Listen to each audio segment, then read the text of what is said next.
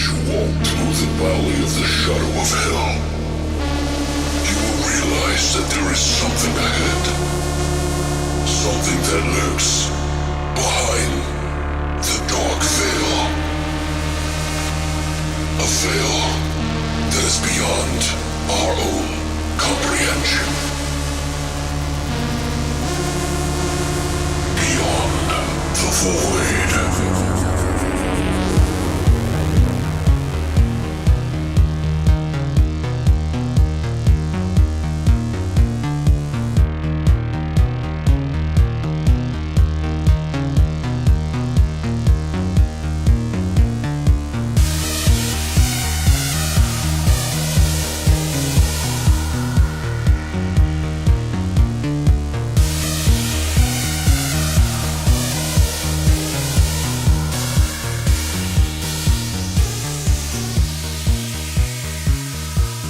What's up, guys, and welcome back to Beyond the Void Horror Podcast. Woo! Yeah! I'm old as fuck! Grandpa. So we have pretty close birthdays, by the way. We do. But guys, today we're going to be doing a pretty big episode. We're going to be doing 3 movies in what we're calling Alex's Birthday Poltergeist Trilogy. So we're going to be talking about all 3 in the trilogy, and no, not the TV show that had nothing to do with it. And no, not the remake from 2015. Right. I'm not doing that either. Oh, God, no. I'm not doing that. It's kind of my birthday already. It was this past weekend for you guys. And I probably already had a stream that I hopefully didn't get too shit-faced drunk live on fucking the internet. You did. Yeah. This is future. I have yeah. This is future you coming through me. You Future did. Alex, I hope you're feeling better. Future Alex, you were a piece of shit. And then I gotta Alex. edit everything and fucking put it all together the next day. Like, fuck! But anyway, guys, yeah, I'm glad that you guys are here. We really appreciate you guys coming to the show every week. If you could do me one birthday miracle, share this episode with everyone you know, mercilessly. Like, put it on an audio tape and then slip it under the fucking stall of someone's, taking a shit at the local Denny's. Like, just anyone that you can find. Or you could just pull a John Cusack and put it on a boombox on your shoulder. Oh, God. Yeah, there you go. Just put it on your shoulders, like 2, like the guy in fucking The dude's Hobo with a Shotgun. Yeah, there you go. Ivan. Ivan and Yeah. Slick. Slim. Yeah, Slick. dude, just do that. Put it on a school bus. Let them hear all the goodness that they're missing before they get old enough to understand all the fucked up jokes that we're saying. So, how have you been, though? How's things going with you, man? Good. Yeah? I picked up some kind of a bug when I was in LA. Oh, so- yeah. How was the event? It was fun. It was really fun, actually. This is like their best dark. This is like, I think, the 3rd, maybe the 4th, like dark circus that they've hosted. Okay. And this was the best one by far. So, I mean, it was Nice. fucking packed. There were so many people there. It was a blast. And Brittany's sick, by the way, guys, so don't begrudge her Yeah. for her voice. She was really worried about it, but I don't think it's that bad. It's not that bad yet. We'll see once we get to Yeah. midway through movie 2. Once we're into like hour 4 or 5, guys, like you'll understand. No, I'm kidding. I just looked at him and shook my head just so you guys know. We're gonna try to keep I'm the this lead short. by that point. We're not gonna be doing the news today, so just so you know, I went to see Ready Player One, Yeah. which is Dope. torn the audience of who's seen it in half. It seems like the only people that really like it are like 30 to 40-year-olds. Although I have heard younger people who really loved it too. Personally, I think it's like a 9 out of 10, and I was not expecting it to be good at all. I went in with super low expectations, and Christina said that while I was watching the movie, she was just watching me smile. And like, like those things in the middle of the movie. So that's my opinion. I know some people are like, oh my God, I can't believe they tarnished the world with this cinematic bullshit. I've even heard people say the CGI thing too. I'm like, well, it is VR. Right. So, you know what I mean? This is the kind of the movie that you expected in, I feel like. And it also is in the future. So you would think that like maybe the graphics would be a lot better. But the graphics are good. I'm just Whatever. saying. I'm like, excited to see wouldn't it it. be photorealistic? I'm pretty sure I'm going to like it, so then someone in their 20s will have said they like it. And there you got to go. let us know, because I'm curious. I seriously, I loved it. Like, I get a lady boner with every fucking preview, so. It's pretty much for anybody from the 70s to the 90s, I think, that could probably grasp on. But I think the sweet spot is those who grew up in, like, the 80s. Like, I think that's the sweet spot, because they do talk about stuff like the Rubik's Cube, the Zemeckis Cube is what they call it. So, I don't know. It's pretty cool to me. I enjoyed it. I fucking loved it. I'm definitely buying that. It's going to be a 4K Blu-ray, even though I don't even have a 4K TV. So I have a 4K TV. Yeah? Well, you're special. I had to buy one. Why? It's like all there is now. Nah, that's not true. I'm still okay with 1080p. I had to call somebody and be like, what's 4K? Well, it's like, I don't understand what this is and why do I have to buy it? When it comes to like gaming and stuff, like I just want a faster refresh rate for my monitor. Yeah. Like I'll take 1080p with like 140 some frames, you know what I mean? Any day over 4K, 60 or 30. Any of it. What's that? You're speaking a foreign language. Well, a lot of stuff you will see. Like, can I watch stuff on it? Well, do you watch YouTube videos? Because a lot of those are in now. 60 frames per second. I do now, yeah. Yeah, a lot of those. A bunch of my favorite drag queens have their own channels and they are their own series. Right. Like shows on YouTube, so now I'm into it. On YouTube? YouTube. Oh. So now I watch them like crazy. Yeah, I don't know. Oh, there's a Trixie and Katja. There's a new show, by the way, that we need to watch or talk about or something. It's called The Terror, and apparently Ridley Scott is like written this, and it takes place in the Antarctic. Where and is it's like this this on? horror show called The Terror. Oh, is it I haven't on Netflix? seen it yet. Huh? Is it Netflix? No. I think it's on like ABC or it's something. like a but it's regular like television really kind of like decapitations and weird shit, like Neat. creatures. Like some people say that it's like the thing. I'm into it. So I've heard a lot of people talking about it, and I hope that it's good. They're like hour-long episodes. I need to stop sucking ER's dick and start watching other shit. Yeah. I know. I'm Hone your craft, Brittany. Hone your craft. Fucking stuck, man. Like, I watched the movies we needed to watch, and I'm fucking watching ER. So I'm almost done. I say that, and I still have like 5 fucking seasons. No, I'm gonna watch Series of Unfortunate Events this weekend, though. Nice. Did you get to see Santa Clarita? No, I'm gonna watch that this weekend too. Okay. Probably. You know, I've been a little interested to see it. I know I made fun of you for it. Everybody's giving it really good reviews this year, so. Or this I heard it went like season. really supernatural. Which like not just their fucking zombies. Previews are hilarious. Like, That's all I've heard. I'm excited. It looks good. It's too networky for me, even though it's not. It's not at all. I like, what's his name? Oliphant or Oliphant? Timothy Oliphant. Oliphant? I wanna Whatever the fuck. Bone that guy. Olympian. Timothy Olympian. Zoroaster's. What's his fucking name? I don't know. It's Oliphant. It's not even that hard. I don't know. I know he was in the Crazies. I remember that. He was like a good sheriff in there. He's in lots of stuff. Yeah. He's dope. But yeah, guys. So today we're going to go over the entire trilogy.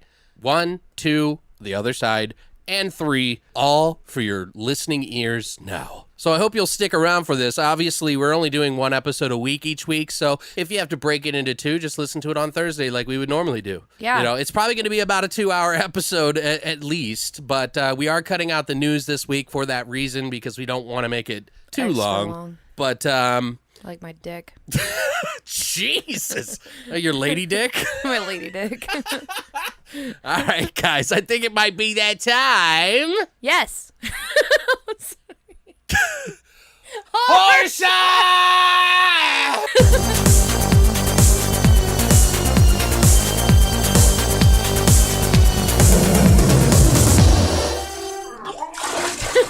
All right, so being that that it is my birthday podcast episode week, I thought I'd put a spin on the movies that we were doing for a drink. Christina went to work on the internet, thought about some different ideas, put her spin on it. I put a little bit more spin on it, and we came up with a fucking birthday poltergeist shot. So we're calling this one Party-Geist, and it's got a few ingredients that are going to be kind of interesting, as they usually are on the show. We put pudding in one. We've put oatmeal in one. Fuck. Why not? This one's actually not so bad. It doesn't sound bad, at least. I haven't tried it yet. I'm excited. I hope you make enough for more than one, because I want more than one. But the Party-Geist is to celebrate I love that. my birthday and also Poltergeist. So it's like a party ghost. It's such a cute name. Yeah. Go me. So what we were basically what we're gonna do though is we included the ingredients in our post, but we'll tell you what they are right now. You're gonna do 4 parts, okay? 1 part Hurricane Bacardi Hurricane, 1 part vodka, 1 part Dad's blue cream soda or just regular cream soda if you can't find it, and then a small scoop of ice cream. So 4 parts make this Party-Geist. Birthday cake ice cream. Yes. Oh, birthday cake ice cream. Did I not say? No. Oh, wow. I'm a little drunk right now. Birthday cake ice cream and birthday cake vodka. No, it's not birthday cake vodka. Oh, it's just regular? Yeah. So you want to add birthday cake vodka to it. I fucked you up. Sorry. No, don't even apologize. I'm just an idiot. No, but yeah, you're going to want to put birthday cake ice cream in this as the 4th ingredient. And then that is a Party-Geist. And it is my birthday shot, so you're going to fucking do it, and you're going to fucking like it. Not you, Brittany. Sorry, them. I have to scold them every now and then. I am going to like it.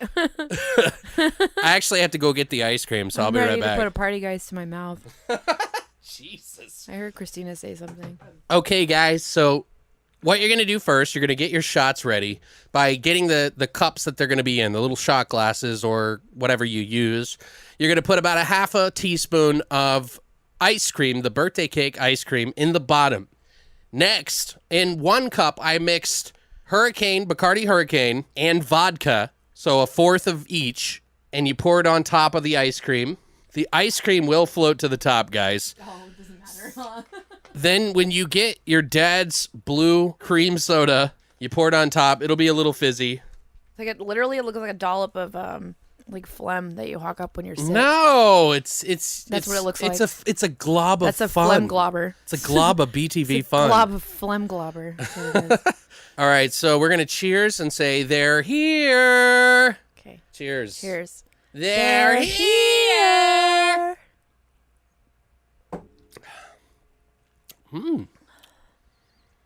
Yep. I knew I was gonna like that. That's really good. That ice cream's fucking bomb.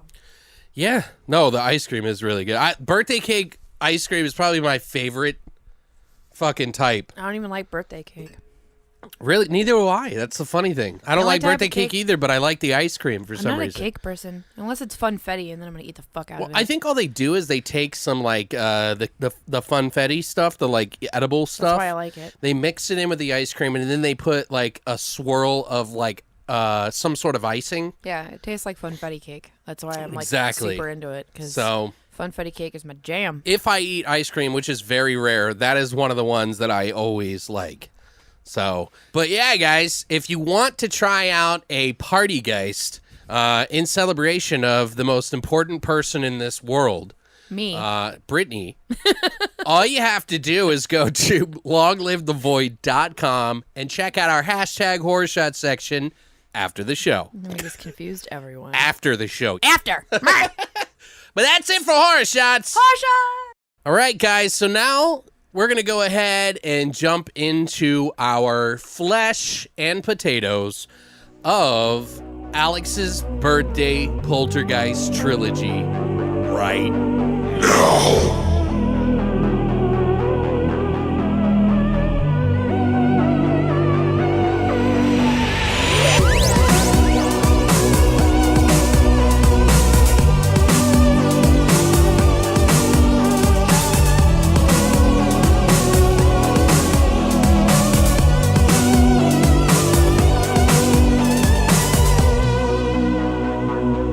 We're going to jump right in. I'm going to slap you all around with your ball sacks. We're going right into Poltergeist. That was released in 1982. Booyah! A young family are visited by ghosts in their home. At first, the ghosts appear friendly, moving objects around the house to the amusement of everyone. But then they turn nasty and start to terrorize the family before they decide that they're going to kidnap the youngest daughter. Bunch of pricks. I know, fucking assholes. This movie was directed by none other than Tobe Hooper, who was most wildly well known for my favorite fucking movie that I'm going to mention every time I can, the Texas Chainsaw Massacre. He also did another movie called Night Terrors and The Funhouse, and a metric fuck ton of other movies that we're not going to get into right now.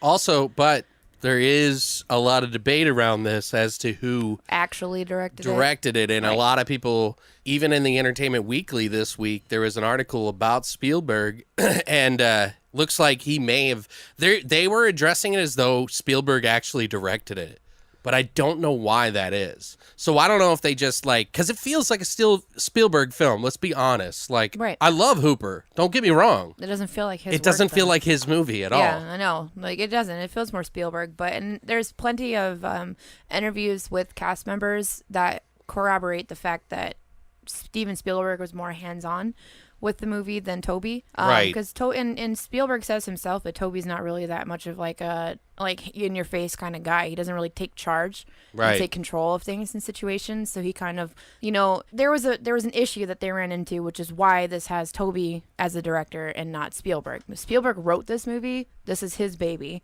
He did the screenplay and he wrote the story. Right. I mean, he's one of the writers on the screenplay, but he wrote the story for this. Right. So this is his fucking movie. It's just he couldn't do it at the time, so they brought on Toby Hooper. And there's an interesting story we'll bring up later, by the way, about that. So, like we already said, it was written by, there's a couple of writers actually credited on this, but I'm going to talk about two of them. Steven Spielberg, who did, like I said, the story and the screenplay. I'm going to talk about other movies that he wrote stories for, not so much what he's directed. Okay. Because we all know movies that he's directed, but this is more specifically for his writing credits. Okay. He also wrote The Goonies, AI, Artificial Intelligence, and he wrote Close Encounters of the Third Kind. Another writer credited to this is Michael Grais, Grais, who did the screenplay. He's known for his work on Death Hunt, Cool World, and Marked for Death. This movie stars Craig T. Nelson, who plays Steve Freeling, who I know from the show Parenthood, which was really popular a couple years ago and ran for several seasons. It was a really good show. But he's in Scream, Blackula Scream, another movie called Flesh Gordon, which I've never heard of in my life. What? And now I You've need never to fucking heard of watch it? it. No. Oh, dude. That's a trip, dude. That's during the time when they were doing weird movies that were very sexualized in a way. Yeah. This is around the same time as that Scream, Blackula Scream. It's like this weird, horror very exploitation movie. stuff, yeah. And he's also in Ghosts of Mississippi and The Killing Fields. Okay.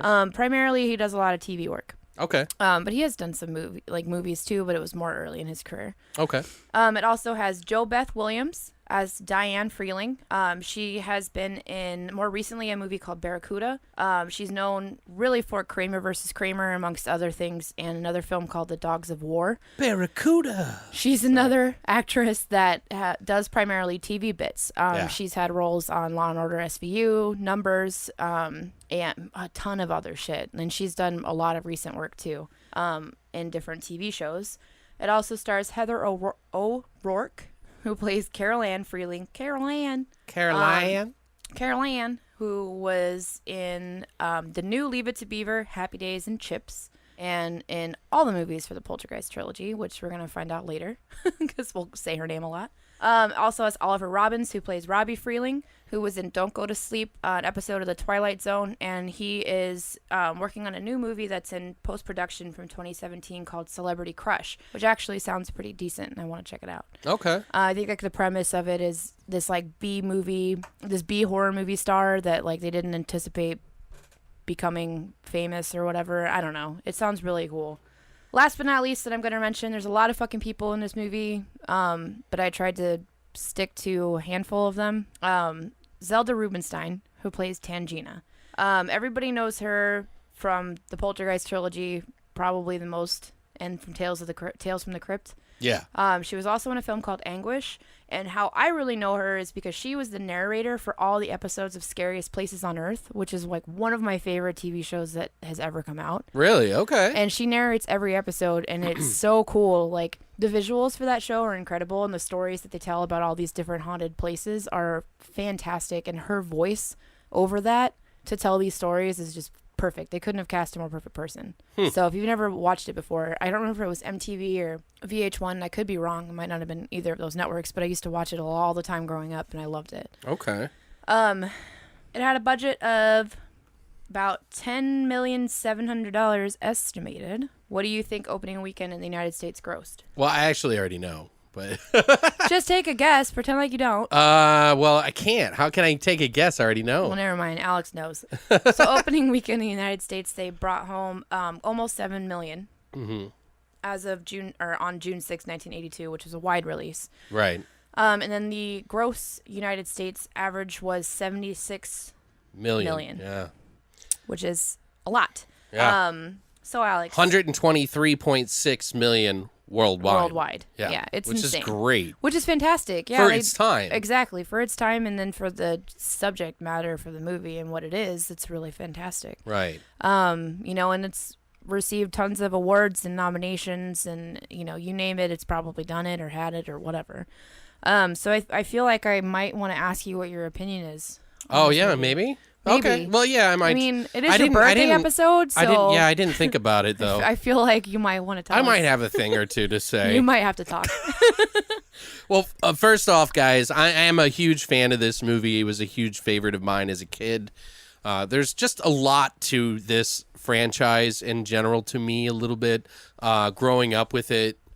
First of all, it gave me all equal parts wonder and scare at the same time as a kid growing up.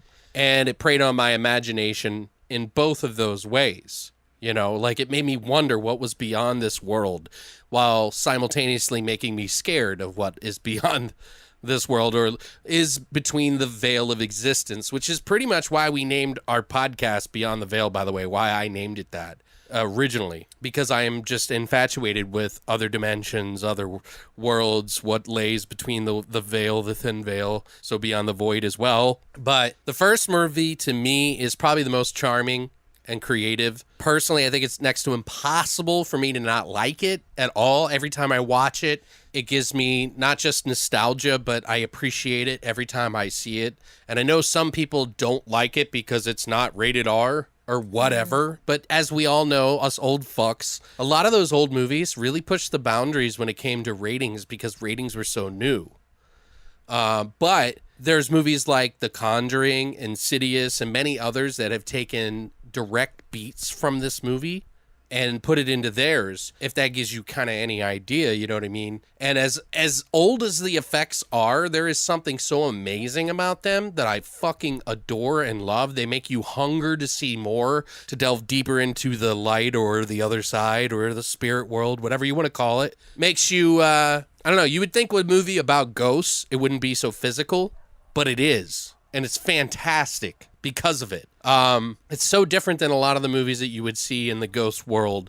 Everything's always invisible. It's some sort of camera tricks. They do stuff like that in this, but it's got great practical effects mixed with a sort of claymation and composite, superimpose, things like that. They do a lot of different tricks, but I really like them. And these are pretty great for their time as well. It was really advanced shit for the big screen, Another thing I like is while this movie may be based off real paranormal activity, like a lot of the stories that are in it, they kind of crank it up and make their own rules to it and make it this really fantastic thing. Like typically, if you guys know, Poltergeist stands for noisy ghost in German. It's not really supposed to be some sort of malevolent, like spirit world trying to attack anybody.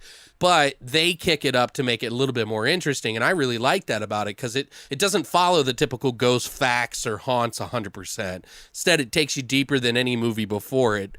And also another thing I really like about this movie is it started the craze. This was like a huge craze for paranormal everything when this movie came out. It was like, I'm sure them trying to figure out all the stuff, the factual stuff about it is pretty, small back then. We didn't have the internet, first of all. You know what I mean? So we didn't really have that many people. There's maybe some books, maybe some like audio recordings. Maybe or some books. Some fucking reel-to-reel bullshit.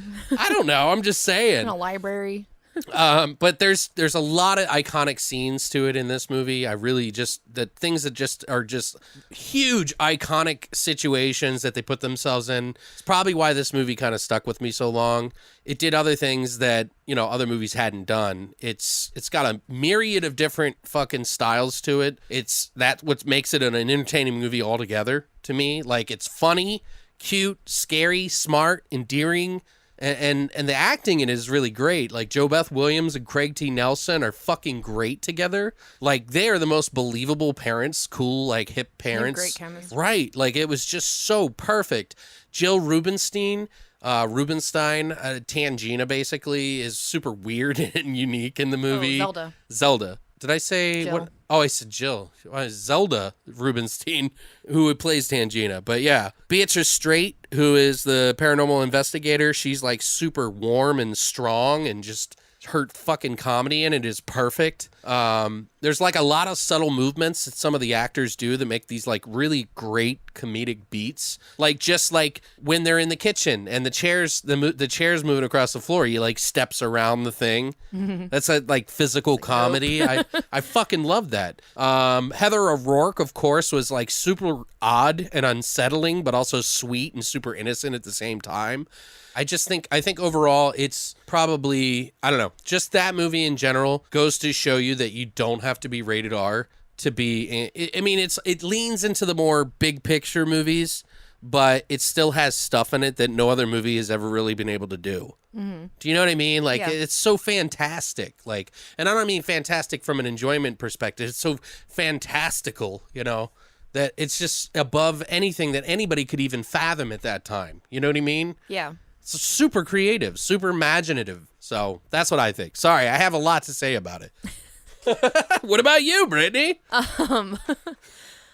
This is one of my favorite movies pretty much of all time, honestly. Really? I loved this movie as a kid. Like the first time I saw it when I was really, really young. I remember being completely terrified of like one scene in particular, which eventually turned into now I have a fetish for clowns. So Oh yeah. weird how that happens. Well, if something scares you, you want to fuck it. I had the fucking like I was terrified of clowns as a kid, fucking terrified. Right. And like I mean, and this I wasn't scared from it.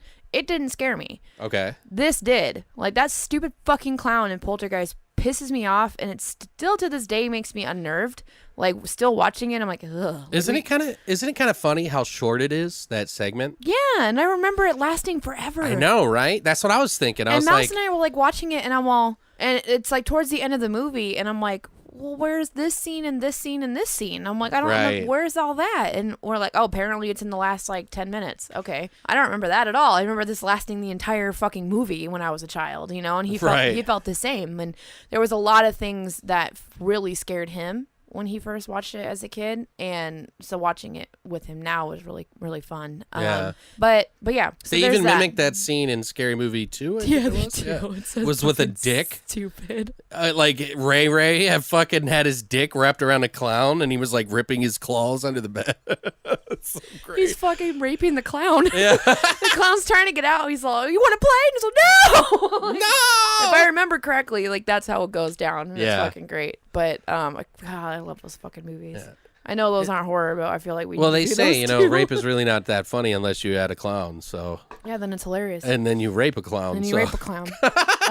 A demonic rape clown. But Rape yeah, clown. this is just one of those films that stands the fucking test of time. Like, it's like now, like there's parts that I laugh at that I didn't laugh at when I was a kid, like that kind of stuff that kind of freaked me out. Now I'm like, Matt, that's stupid. Like, or like you notice, like, and we'll talk about it when we get to favorite scenes, but like one in particular moment where Mouse was like, that fucking scared me so bad when I was little, and then now it's just hilarious. Like, right. But it's still fucking creepy and weird, you know. And like I just love. You mentioned the dynamic between Craig and Jo Beth. Like their chemistry is insane. Yeah. And they feel like an actual family unit. It like really they does. really feel like a family unit. And once even we in get today's into world, trivia, almost, you know what I mean? Like, yeah, like, and once we get into trivia, I have like a little bit like kind of about that actually, like why they picked them too, which I feel is a little bit interesting. When I read it, I was like, oh, okay. But it feels very realistic. Like it feels like you know these people, or you are these people, or this was your family or whatever growing up. So it was really interesting. And this, I don't know, I love this movie. So I was so excited when you wanted to do this trilogy, because like I said, I'd watched the first two, but I never watched the third. And I don't, the first one, like nothing can touch the original. Yeah. Like, it can't. And I have zero interest in seeing the remake that was done in 2015. Oh, you should watch it just to appreciate the first one, the original. I feel like I know. A lot of people have told me that, but I wasn't on board with them doing the remake for this in the first place. And I don't know. I have my own reservations when it comes to people remaking older movies that were perfect. Right. I feel like, and why would you fuck with them? So it bothers me. But why not just make I've been it like burned a so many sequel? times with Texas Chainsaw Massacre. So All every they had to time they're do- like, "Oh, we're gonna redo I'm gonna leave it the fuck alone." All they had to do is just make another sequel. I agree. Like, keep going. Go number 4, whatever. You know Right, what I mean? like this is the kids. Stop fucking like doing it. it's what's his name?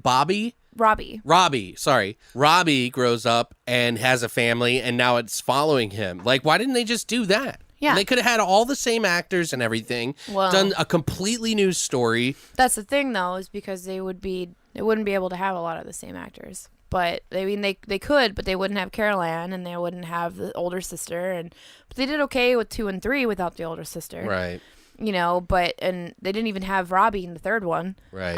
But I agree. Like, I feel like it should have been another sequel. Like, why did it need to be? Yeah. Well, you haven't even fucking seen it remake. yet, so you can't even say for sure. No, I know, but that's just how I felt. Like, Yeah. and that's still how I feel about it. Sure, Like, yeah. like, You don't leave need to watch fuck it to know alone. that, yeah. Like, just leave it alone. Like, Yeah. that kind of shit just pisses me off. I'm like, stop. Get your own creative, original ideas and stop fucking, like, ripping off old shit. Watching this again for me was so like warming, you Yeah, know. it was great. Like it felt like putting on like, you know, some Fresh out of the dryer socks. Yeah, exactly. Yeah. That's what it felt like. I felt like I was at home and I was like, was oh nice. man, like wow, this is like why I remember it. And there's so many like great moments in that movie.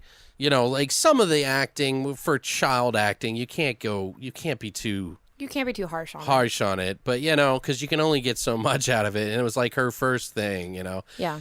She wasn't perfect, but she was good. She was creepy, and she did some really good parts in it. But there's just something so endearing about it to me. I don't know, and I've heard other people say that it's not, you know, it's overrated, and it wasn't that good, and Well, they can suck a dick. I get it. Like That's my thoughts. I don't know, I don't man. know. Like the This first one is just so. And maybe it's not your favorite, but you can't fucking say this isn't a great movie. This is a great movie. It's an all-around great Like, movie. if the first time you ever watched it was now, in 2018 or in 2017 or 2016 or whatever, the first time you ever watched Poltergeist, and then you're like, why does everybody like this fucking movie? It's so fucking stupid. Blah, Well, blah, blah. yeah, because you didn't grow up You with all didn't this get stuff it. before it. Yeah, Yeah, like, that's you don't the thing. get it. So it's like, try and fucking put yourself back 20 years or whatever. It was 30 ahead of years its time. And figure it out, you know? Like, Yeah. I mean, I didn't see this shit until like the late 90s, early 2000s, and it blew my fucking mind. And this came out in 80 fucking 2. Yeah. You know, like, it was way ahead of its time for when it came out. They did a lot of fucking crazy shit that people didn't imagine was possible for them to do. Right. You know, And it has still looks great good to people. me today. It does look good, and there's Like- great people tied to it. Like all the stuff that was falling out of the dimension, like above in the ceiling, like all the silverware Right, and it's stuff. awesome. Like it didn't even affect me, and I go, oh, well, that's just, you know, they did that. No, I was like, oh, cool, like that looks good. Yeah, the effects were way better in the first one than the second one, and the second one came out how many years later? Yeah, 2 years. So Yeah. 2 years. Yeah, they Oh rushed no, it these- was 4 years. I was gonna say, like, well, still they cranked these fucking out. Yeah, pretty close together. Yeah, So, which makes sense. Unfortunately, but yeah, it does. right. But yeah, I don't know. It's a fucking classic. I don't care what anybody fucking says. If you don't like it, you're stupid. That's my thoughts. Maybe you're not stupid, but you're wrong. It's your opinion. It's your it doesn't opinion. mean you're right. It's the wrong opinion, but it's your opinion. You can have it. Right. So there's that. Everything we say is true. Everything you say is wrong. So Not everything you say. Just if you don't like this movie, you're wrong. That's what I'm saying. Fuck. So we mentioned this a little bit earlier. Supposedly the movie is directed by Tobe Hooper, but it has been since found that Spielberg actually helped direct. He was more a part of the direction than Tobe Hooper was, and I don't think that that's something against him. And you know, rest in not. peace, Tobe Hooper. But I don't think. He never contested it. It's been brought up many times when he was alive, and he didn't have anything negative to say back about it. Right? Yeah. He like never contested it at all. so. I think you know it has the spirit of a Spielberg film more importantly. It feels like a Spielberg. Yeah, though. but it's so weird to me. Maybe he just didn't want to step on Toby's toes about it. Well, he respects him. Right, exactly. So that's what I think. I mean, there have been several stills that show that he did a lot of work on the film. You mentioned a lot of the actors corroborated that story. Several publications have also talked about him pretty much directing the whole fucking thing. But the movie was almost actually co-written with Stephen King, believe it or not. Really? Yes. As most people know, Spielberg is a huge fan of Stephen King, even The Shining, Kubrick's version, which Stephen King hates, by the way. What? Yeah, Stephen King hates The Shining movie. Why? Because it's not what he wrote. I can see that. In fact, in the movie in The Shining, I've mentioned this on the podcast a couple of times before. Oh, yeah, you're right. We did In the talk about beginning of the this. movie, when they go to the Overlook Hotel, you see a red Volkswagen on its side.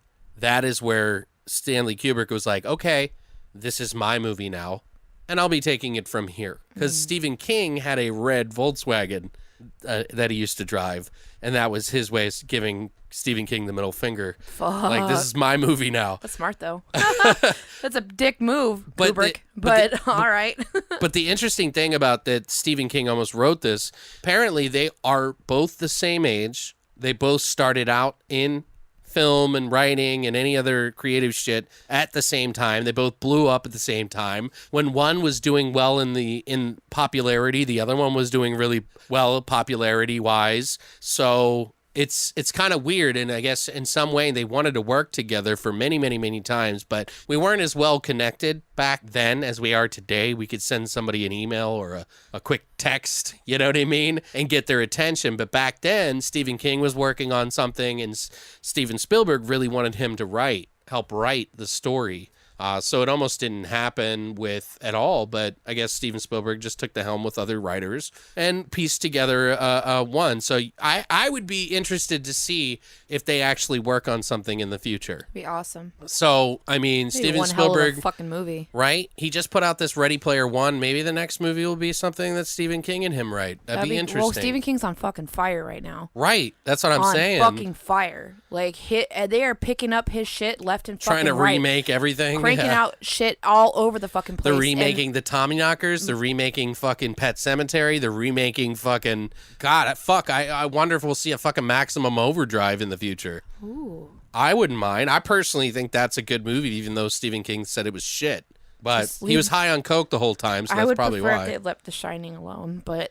Right. Please. Even though he hates it, I love that movie. But I just thought it was interesting to mention that. So. Oh, yeah, for sure. Like, ultimately, though, what led to Toby being the director was Spielberg was working on E.T., Extraterrestrial, and had a clause in his contract that wouldn't allow him to do it. So he was impressed with Toby's work from the Texas Chainsaw Massacre and ultimately hired him and brought him on to direct the movie. So he is credited to direct it. Whether he actually did a lot of the directing is to be questioned. It's questionable. It's, I think like we've Spielberg talked just about, did a but solid for his homeboy. That's what it He is. did, for sure. And this movie blew up, but yeah, fun stuff. And also, and a really other interesting thing, you brought up E.T. Well, you know that Drew Barrymore was up for the role in Poltergeist. Yeah, he actually wanted her to be Carol Ann, but it was Spielberg himself that actually wanted somebody that was more angelic, Right. to play that character. So what ended up happening, though, was her audition for Poltergeist is what landed her the role in E.T. So, I was thinking about the mechanics of all that, the mental mechanics of that. And I'm thinking to myself, like, how do you look at a child and go, well, that one's not innocent enough? No, but but yeah. I agree. But how do you go and look at a child and go, hey, that one's kind of a whore? You know? That one looks all right. Yeah, no, I mean, I'm not saying that he thought they were whores, but I just... Sorry. No, I thought the same shit. When I read that, I was just like, "What do you mean you need someone more angelic?" I'm like, "Are you kidding me?" I know, but like, how do you look at like a 6-year-old Right. and go, "She's not angelic enough. She mean, can't play this character." Yeah, I'm I know. Like, please. it's kind of weird that you would talk about it later. Right, I It's just in a agree. weird way, you know. It's strange, right? That one's got a sloped face. I don't like it. This one's broken. Put it back. Yeah, this one's got a droopy eye. Funny thing, did you notice that there's like this jump cut when Diane is explaining to Steven about the ghosts moving the chairs Yeah, I know what you mean. and stuff? So there's this jump cut. For those of you guys that don't know, I mean, Alex and I are, pretty well versed in all this stuff before we record it for you. So we kind of do this trivia to it's tell just you fun guys. out of our own interest. But there's the scene where she's explaining to Steven about the feeling you get when the spirit pulls you across the floor, right? But there's this jump in the middle of the scene. So she's mid-sentence and the scene jumps to where they're at the neighbor's doorstep, again, mid-sentence. And it's this weird misconnection and you are like, what the fuck? Like, why did this happen? Right before that, she mentions because I can't remember if it was Carol Ann or if it was Robbie that was like, she didn't even make dinner. It was Carol Ann. Yeah. My mom didn't even make dinner. And she's like, well, it's fine. We'll get Pizza Hut, whatever. Right. So there's this whole rant that was in there about how he hates Pizza Hut. And they released this, but obviously Pizza Hut fucking took offense to it. So they had to rather crudely cut out that entire portion of the scene, which is the explanation for those jump cuts. Right. Which I felt like would be fun to bring up to you guys. I hate Pizza Hut too. You know what they should have just done? I actually, growing up as a kid, I loved Pizza Hut. I loved sitting down at the restaurant. They had the fire pit. That and was shit. never a thing because I'm from California, so it was always round table. We had it. It was always round table pizza for me. You guys missed out. But I mean, I lived in Podunk nowhere, so you've got is Pizza Hut. Yeah, exactly. Like we didn't really have that many choices. We had the Green Valley carryout or some shit which was actually pretty good, really greasy, but actually pretty good. But what was I going to say? But yeah, they could have just changed a word, call it a pizza shop or pizza spot. Slut. Pizza spot. We'll just call pizza spot. Oh, I don't want to eat pizza spot. They could have just voiced it over. I know, but instead they crudely fucking cut that entire fucking portion out. It's insane. I'm like, maybe they were getting money from it. Probably. You know what I mean? They're like, we'll give you $1 million. Yeah, like that product placement. Right. That you notice in movies anytime you actually see an actual product, they pay to put that shit in there. And you know what, guys? Anybody that has an issue with product placement, I mean, yeah, sometimes there's some pretty bad placements. You got to get your money from somewhere. But you got to, dude, when you're making a movie, man, every dollar turns into 4. Right. So it's you need it. Fuck you. You know what I mean? You fucking need it. When you actually want to make a movie and Pizza Hut approaches you and says, say our name in the movie at least one time and we'll give you $2 million. Well, sure. You're going to say fucking Pizza Hut whenever the fuck you want to say Pizza Hut. I'll fucking open my box as long as we're not pointing it out and being like, Pizza Hut is delicious. Would you like to have a bite, honey? I sure would. Pizza Hut is the best. Yeah. Oh, you guys want some just Pizza hear a Hut? gunshot and then the box falls on the floor. Pizza and Hut. Everyone's dead. Yeah. It's perfect. Cute story. Okay. Cute fun fact, actually. Jo Beth Williams, who did that epic swimming pool scene at the end when she falls in. Right. She was super hesitant about shooting that scene because of the large amount of electrical equipment that was positioned over and around the pool. Right. Which I would be too. is normal. I would be fucking terrified too because I don't want to get fucking electrocuted. In order to comfort her, though, director Steven Spielberg actually crawled into the pool with her to shoot the scene. Right. He jumped right on in. He told her, now if a light falls in, we'll both fry. And the strategy totally worked. Got her into the pool and she filmed the scene, and it's one of the greatest fucking scenes in the movie. Yeah, that is a pretty cool scene. I love that. Love that story. That's hands-on fucking shit. You know whenever what I mean? Do you ever do this? It's so funny. I'm sorry to derail this a little bit, but whenever you're watching a movie and an old movie, and someone jumps in a pool or jumps in the water carefree, whee! I always go, oh shit, their cell phone's gonna get wet. Oh yeah. What about your phone? Yeah, I know. What the fuck is he thinking? It's 82. He's got a rotary phone in his pocket, you know? He's got a holster for it. A holster? Some sort of fucking Bruce Campbell, fucking. Oh my god. So, hello there. Hello there. Can I speak to Alexander Graham Bell, please? Fucking Rolodex. You need to call Steve down the street. Steve. Do you know another part? Where's the tease? Sorry. No, you're fine. Another part that I was thinking about, though, is that I'm pretty sure that they used real skeletons in that they did. scene. They used real skeletons in every scene that involved a skeleton. In part 1 and 2, In part 1 and 2. Yeah. And there's an interesting fun fact we'll talk about when we talk about part 2, Right. actually. We'll get into that a little bit later. But yeah, they did. They used real skeletons. So in particular, where you really notice them first is when she's in the pool. Right. And the skeletons start coming up or whatever, and she's freaking the fuck out. Well, the actress, Jo Beth, didn't actually know that they were real until after she already shot the scenes. Right. It's fucked up. Smart choice. I mean, they were all clean, guys. It I wasn't wouldn't like have cared, but she was partying and she was in a pool party with real skeletons. real So what? fucking skeletons. If there was like flesh hanging off them, that'd be one thing. But it's just, pool party. Pool party. Whatever. No big deal. Excuse me. We talked earlier about how there was this really great chemistry between Jo Beth and Craig. Yeah, Jo Beth and Craig. Well, Steven Spielberg and Tobe Hooper worked together when they did the casting for those two characters. They wanted virtually unknown actors to play the Freelings because they wanted to add actual realism to the family that would off-balance the ghost story. Right. Their thought process behind this was that they felt that if the audience watched well-known actors, that it would completely take away from the realistic feel of the characters. Right. And they're completely right. Yeah. They were completely right. And while both of them had pretty established careers at that point, they weren't well-known actors and they weren't well-established careers. They had done bit roles here and there and not a lot of major motion pictures. So this was kind of the biggest thing that they had done. Well, didn't Jo Beth do a little bit beforehand? She was kind did. of a She popular, did Kramer more popular. versus Kramer was before Maybe. this movie, but she was far more popular than Craig T. Nelson was at Right. this point. But still, I mean, they did a good job with it, and I think that they had great chemistry on their own, but they did put a lot of thought into it when they did casting. Obviously, they want to get people that draw audiences in, because big name actors draw audiences in, whether we would like to admit it or not, they do. But they didn't. They wanted it to actually play to the story in a positive way, and I felt like they did it right. Right. So whether she might have been a bigger name. Well, they were just written perfectly. Like They they were were. written and they acted perfectly. I think honestly, everybody always goes, well, Poltergeist wouldn't be the same without Heather O'Rourke, and God bless her soul. But honestly, yeah, she's a big part of it, but I really always felt like the parents, the bond. They're the core. Yeah, the bond, the heart and everything was like all of them together. Absolutely. You know what I mean? So they're the core fucking part of the movie.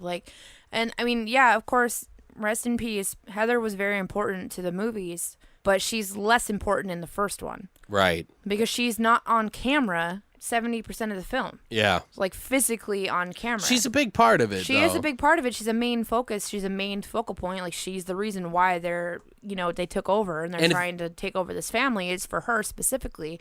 But she didn't carry the movie. She passed away at a very young age, and we'll get to that when we get towards the end of the franchise, guys. We'll explain a little bit more about that. But there is one person that did actually die shortly after this film.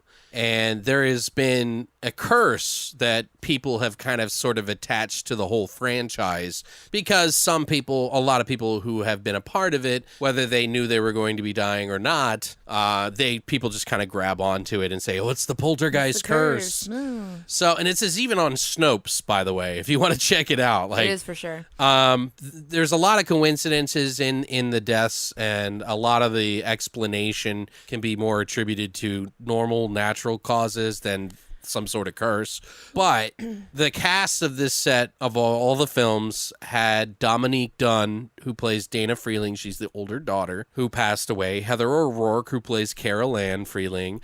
Will Sampson, who plays Taylor the Good Spirit. Julian Beck, who plays Kane in the second one. And there were two deaths that were foreseeable, and the other ones were not. So it's not like everybody tries to make it out to be, but Dominique Dunne, who was played Dana Freeling, was at a party where she met John Thomas Sweeney, who was a chef at like a huge popular LA fucking night spot called Mason, and they got in a relationship together, which turned pretty stormy. And Sweeney was kind of uncontrollable and abusive, so abusive that Dominique did not need makeup to play the role of an abuse victim on Hill Street Blues in 1981. So Dominique ended the relationship on October 30th of 1982, and that same night, a distraught Sweeney raced to her house where she and actor David Packer were rehearsing a scene from The Final Battle. He dragged her outside, strangled her, leaving her brain dead, 5 days after that, she actually was removed from life support and died, cutting her entire career and leaving behind a lot of really angry people in her wake. So pretty crazy. Yeah, and what did he only serve, like 3 years out of his sentence or some shit? I didn't read Fucking too far bullshit. into it, but it's pretty crazy, man. Yeah, it sparked this whole other bout of controversy later on because he only served like a small portion of his sentence for murdering this poor fucking girl. Right. And you look into it if you guys are interested. We're not really going to go into talking about it, but Yeah, because this is going to be a long episode. I'll keep going and be pissed off about it. So, but like, yeah, look into that shit. It's really fucking sad. Yeah, it's fucked up. Yeah. You know, and that's what started it, though. That was the start. And there was other people on the movies that weren't just actors, too, I believe, that Crew also members, got crew members that got sick and died. And these were the 4 major actors tied to the movie that died within a year or so of each film being released. Right. They all died within the couple year time frame between 1 and 3. Right. However, there are more that have passed away. Right, since and we'll get into that as they develop, I guess, throughout the series. Another character that actually was murdered too. Right. Which is crazy. So 2 people in this fucking franchise have actually been murdered. Yeah, which is pretty insane. That's a lot. Like that's a lot. It's a really rare circumstance to actually happen, and for 2 people on your fucking films to have that happen to, that's insane. Right. There's so many deaths tied to this franchise. It's crazy. Right. You know, whether you want to say it's a coincidence or not, it's just that's a lot. That's more. How many fucking franchises of fucking horror movies are there out there? There's been other movies that have had similar curses, quote unquote. Yeah, but not this type of right film. You know, I don't know. Well, did you have any more? Oh yeah, if you guys want to go see the clown puppet, the super fucking creepy ass clown puppet, you can go visit it at Planet Hollywood and Caesar's Palace in Las Vegas. I didn't know that. Yeah, I didn't know that either. I don't know if it's still there. That's my question because Maybe I not. was looking into where it was because I want to. Wait, Planet Hollywood or punch it in the Caesar's face. Palace? Planet Hollywood in Caesar's Palace in Las Vegas. That'd be cool, though. Oh, I'll no, have to check it's it out. in the Planet Hollywood, probably the restaurant Yeah, that's what I'm thinking. in Caesar's. Right. But still, I don't know. I looked into this kind of find out, too, because I'm like, where is it now? Right. I wonder if they do still 'Cause have it. I wasn't sure if fucking Baggins picked it up or not. So I wanted to find out. So, Well, if it's not really truly haunted, I'm sure he didn't want it. yeah. So, Alex, I'm curious. What? You're just so serious. Well, Like, just so fuck, you guys Brie, what the know, fuck is... Did you change? I have papers and like I fucking type everything out every week that I want to say because I don't like reading shit off my phone. So I like type shit out on papers. So I have papers like a fucking talk show host over here in the She corner. had a court stenographer type I it did. up. I had a scribe. They were fucking read everything out and typed it for me. Not really. Anyways, Alex, I want to know. What were some of your favorite scenes? Well, chronologically ordered, please. It would be wrong of me not to mention one of the most iconic parts in the entire movie that people to this day still quote, and that is, "They're here," which is probably one of the more classic scenes in horror. People always make jokes about it, or, you know, it's just the one thing that everybody always remembers when you mention Poltergeist, but also the idea that the television, which had, you know, people had like a really strong connection to television back then. This is like the booming time of television, guys. So the fact that they turned it into this fucking, you know, scary thing says a lot. Like, it's not the TV's fault, but they took something beloved and turned it into a gateway to hell. So, by the way, fuck the remake. For that specific scene alone. I feel like they shouldn't even have touched it, but they had to do something different. I wonder how many takes they took for that, by the way. But it's garbage. But anyway. It doesn't matter. Yeah, It's fucking garbage. the most iconic scene. It's like, how dare you even try to trample over that? Because it's like, they're fucking pieces of shit, Alex. right. This is why I won't watch it. I don't know, but I love that scene because it's just like, if you woke up in the middle of the fucking night because like there was all this noise and shit and you hear like stuff going on, whether you're drunk like your dad was or fucking They're high. no, he was drunk on the chair, didn't she? Oh, yeah, you're right. You're right. He And then was they all drunk on come the street, yeah. downstairs, and she looks over her right shoulder, and she's like, "They're here." Like, what the fuck, bitch? I'd be like, I'm shipping you off. Yeah. Bye. Get out of my house, you fucking weirdo. What I loved about it, though, also is the fact that the mom was like pushing to find out what she meant.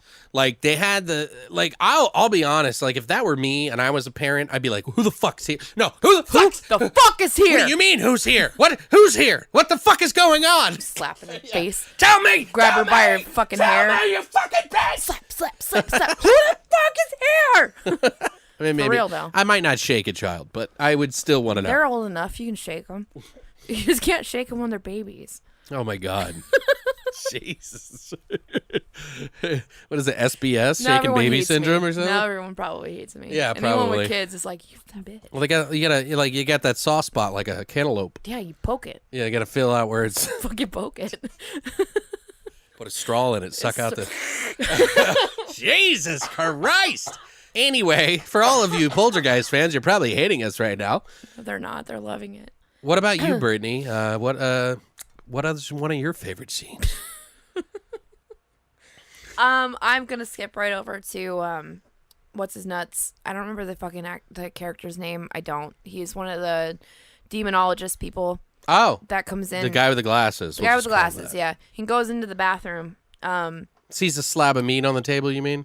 Oh, first Yeah. first he sees the slab of meat, which was actually a real piece of steak, by the way. Right. Moving across, and then he sees shit like emerge from it, and it's like this whole thing. And then he goes into the bathroom, and he looks at himself in the mirror, and he has this like weird scar that comes across his cheek, and he starts picking at it. Well, the camera cuts away, and it comes back, and it's this terrible fucking puppet face. It's not Right. the guy anymore. This is the part I was talking about earlier. My mouse was like, this shit fucking scared the fuck out of me as a kid, and now we're watching it and we're laughing.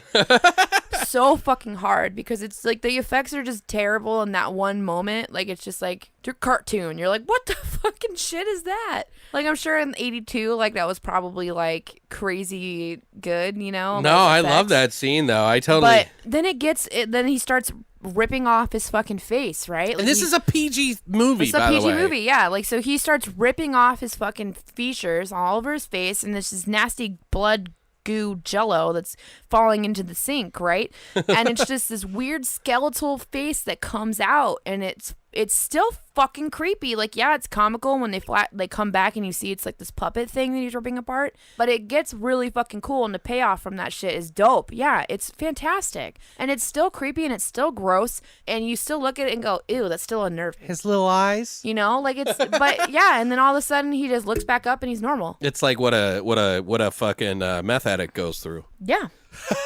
Exactly. I'll just pop one thing. But they actually pick their face off. Yeah, right. So Exactly. That's the difference. Is they don't look back 2 seconds later and their face is normal in the mirror. They look back and they've ripped their skull out. So, That's a really good scene too. I love had that that one scene. marked down too.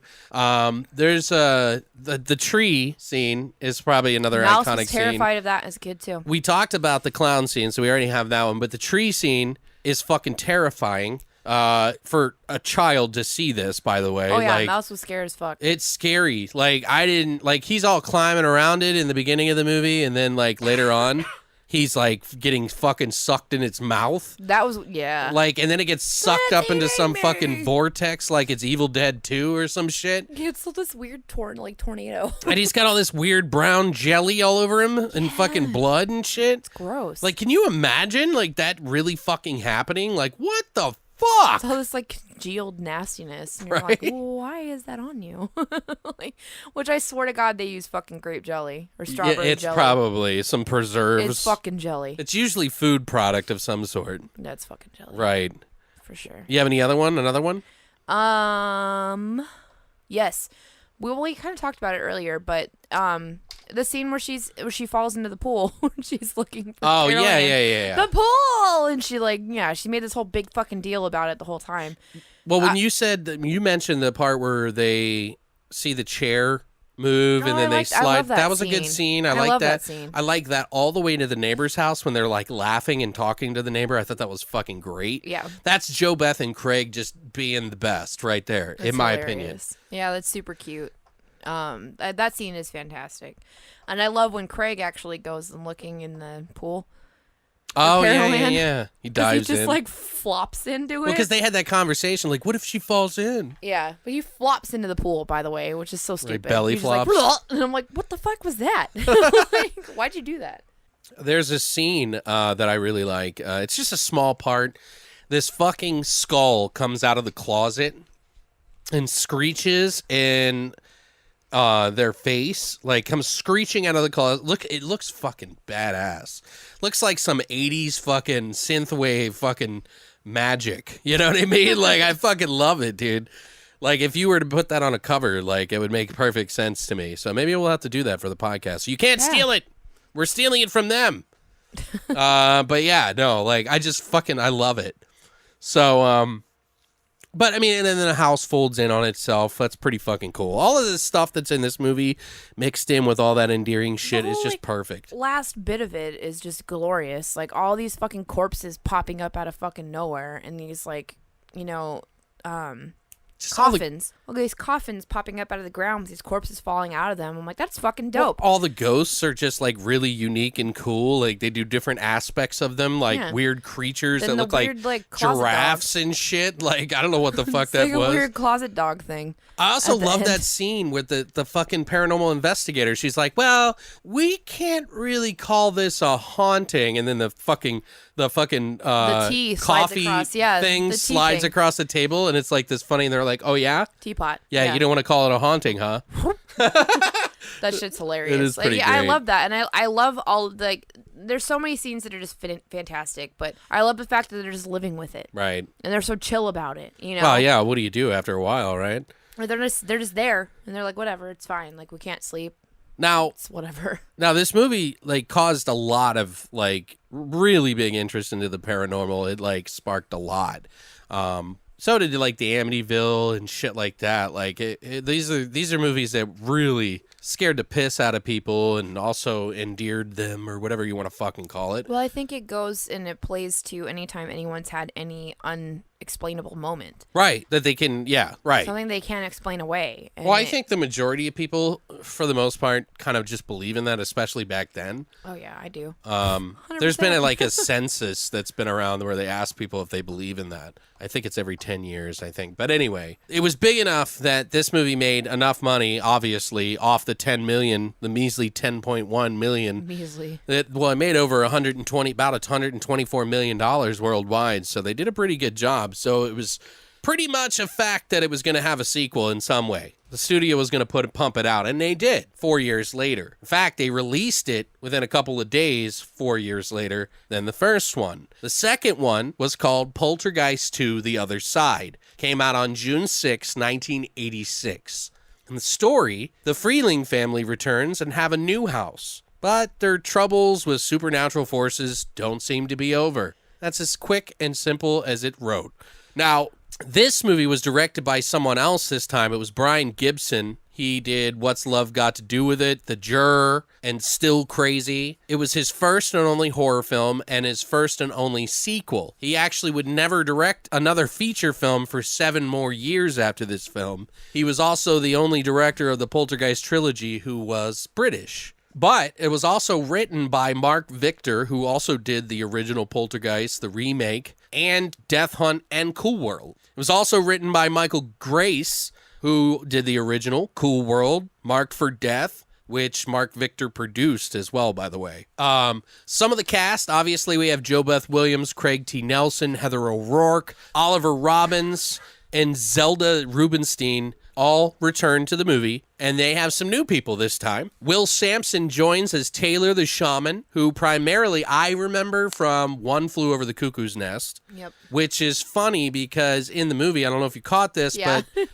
he actually says to Will Sampson, perhaps he's an escapee from an asylum, which is one of the roles that he played in Cuckoo's Nest. Yeah, that was smart. I thought it was fun. It was a really cute moment. He was also in the movie Outlaw of Josie Wales and The White Buffalo. Also stars one of the antagonists of the film, a new antagonist called the Reverend Henry Kane, who Julian Beck played. And he was in the movies The Cotton Club, 9.5 Weeks, the sexploitation sort of film called Candy, which is just a ragtag group of fucking famous actors, by the way. It's actually not a bad film. But this was his last film, as he was sick with cancer. Stomach cancer. Yeah. So, and we'll talk more a little bit about that in a little bit. But also it starred Geraldine Fitzgerald, who plays Grandma Jess. She was best known for her role in Wuthering Heights as Isabella. She was also in the popular TV show St. Elsewhere for years, The Golden Girls, Arthur 2 on the Rocks, the movie, Easy Money, and many, many, many, many, many more. Her career started in 1934 to 1991, and she stopped acting and then eventually passed away in 2005. Now, the budget for this film was about the same amount, only they added $8 million more. So it was 19 million estimated. So we're not 100% sure if that's 100% accurate. But with the success of the first one, you would figure that it would blow up. And it did do pretty well, actually. The estimated budget was 19 million. Opening weekend, it made 12.7 million. And it grossed about 41 million in the U.S. So not as big as the last one, which made 76 million, I think you said it was, for the first film. Domestically? Yeah, 76 million. So, but, you know, it should have probably done better than it was, and I don't consider this to be the worst in the franchise.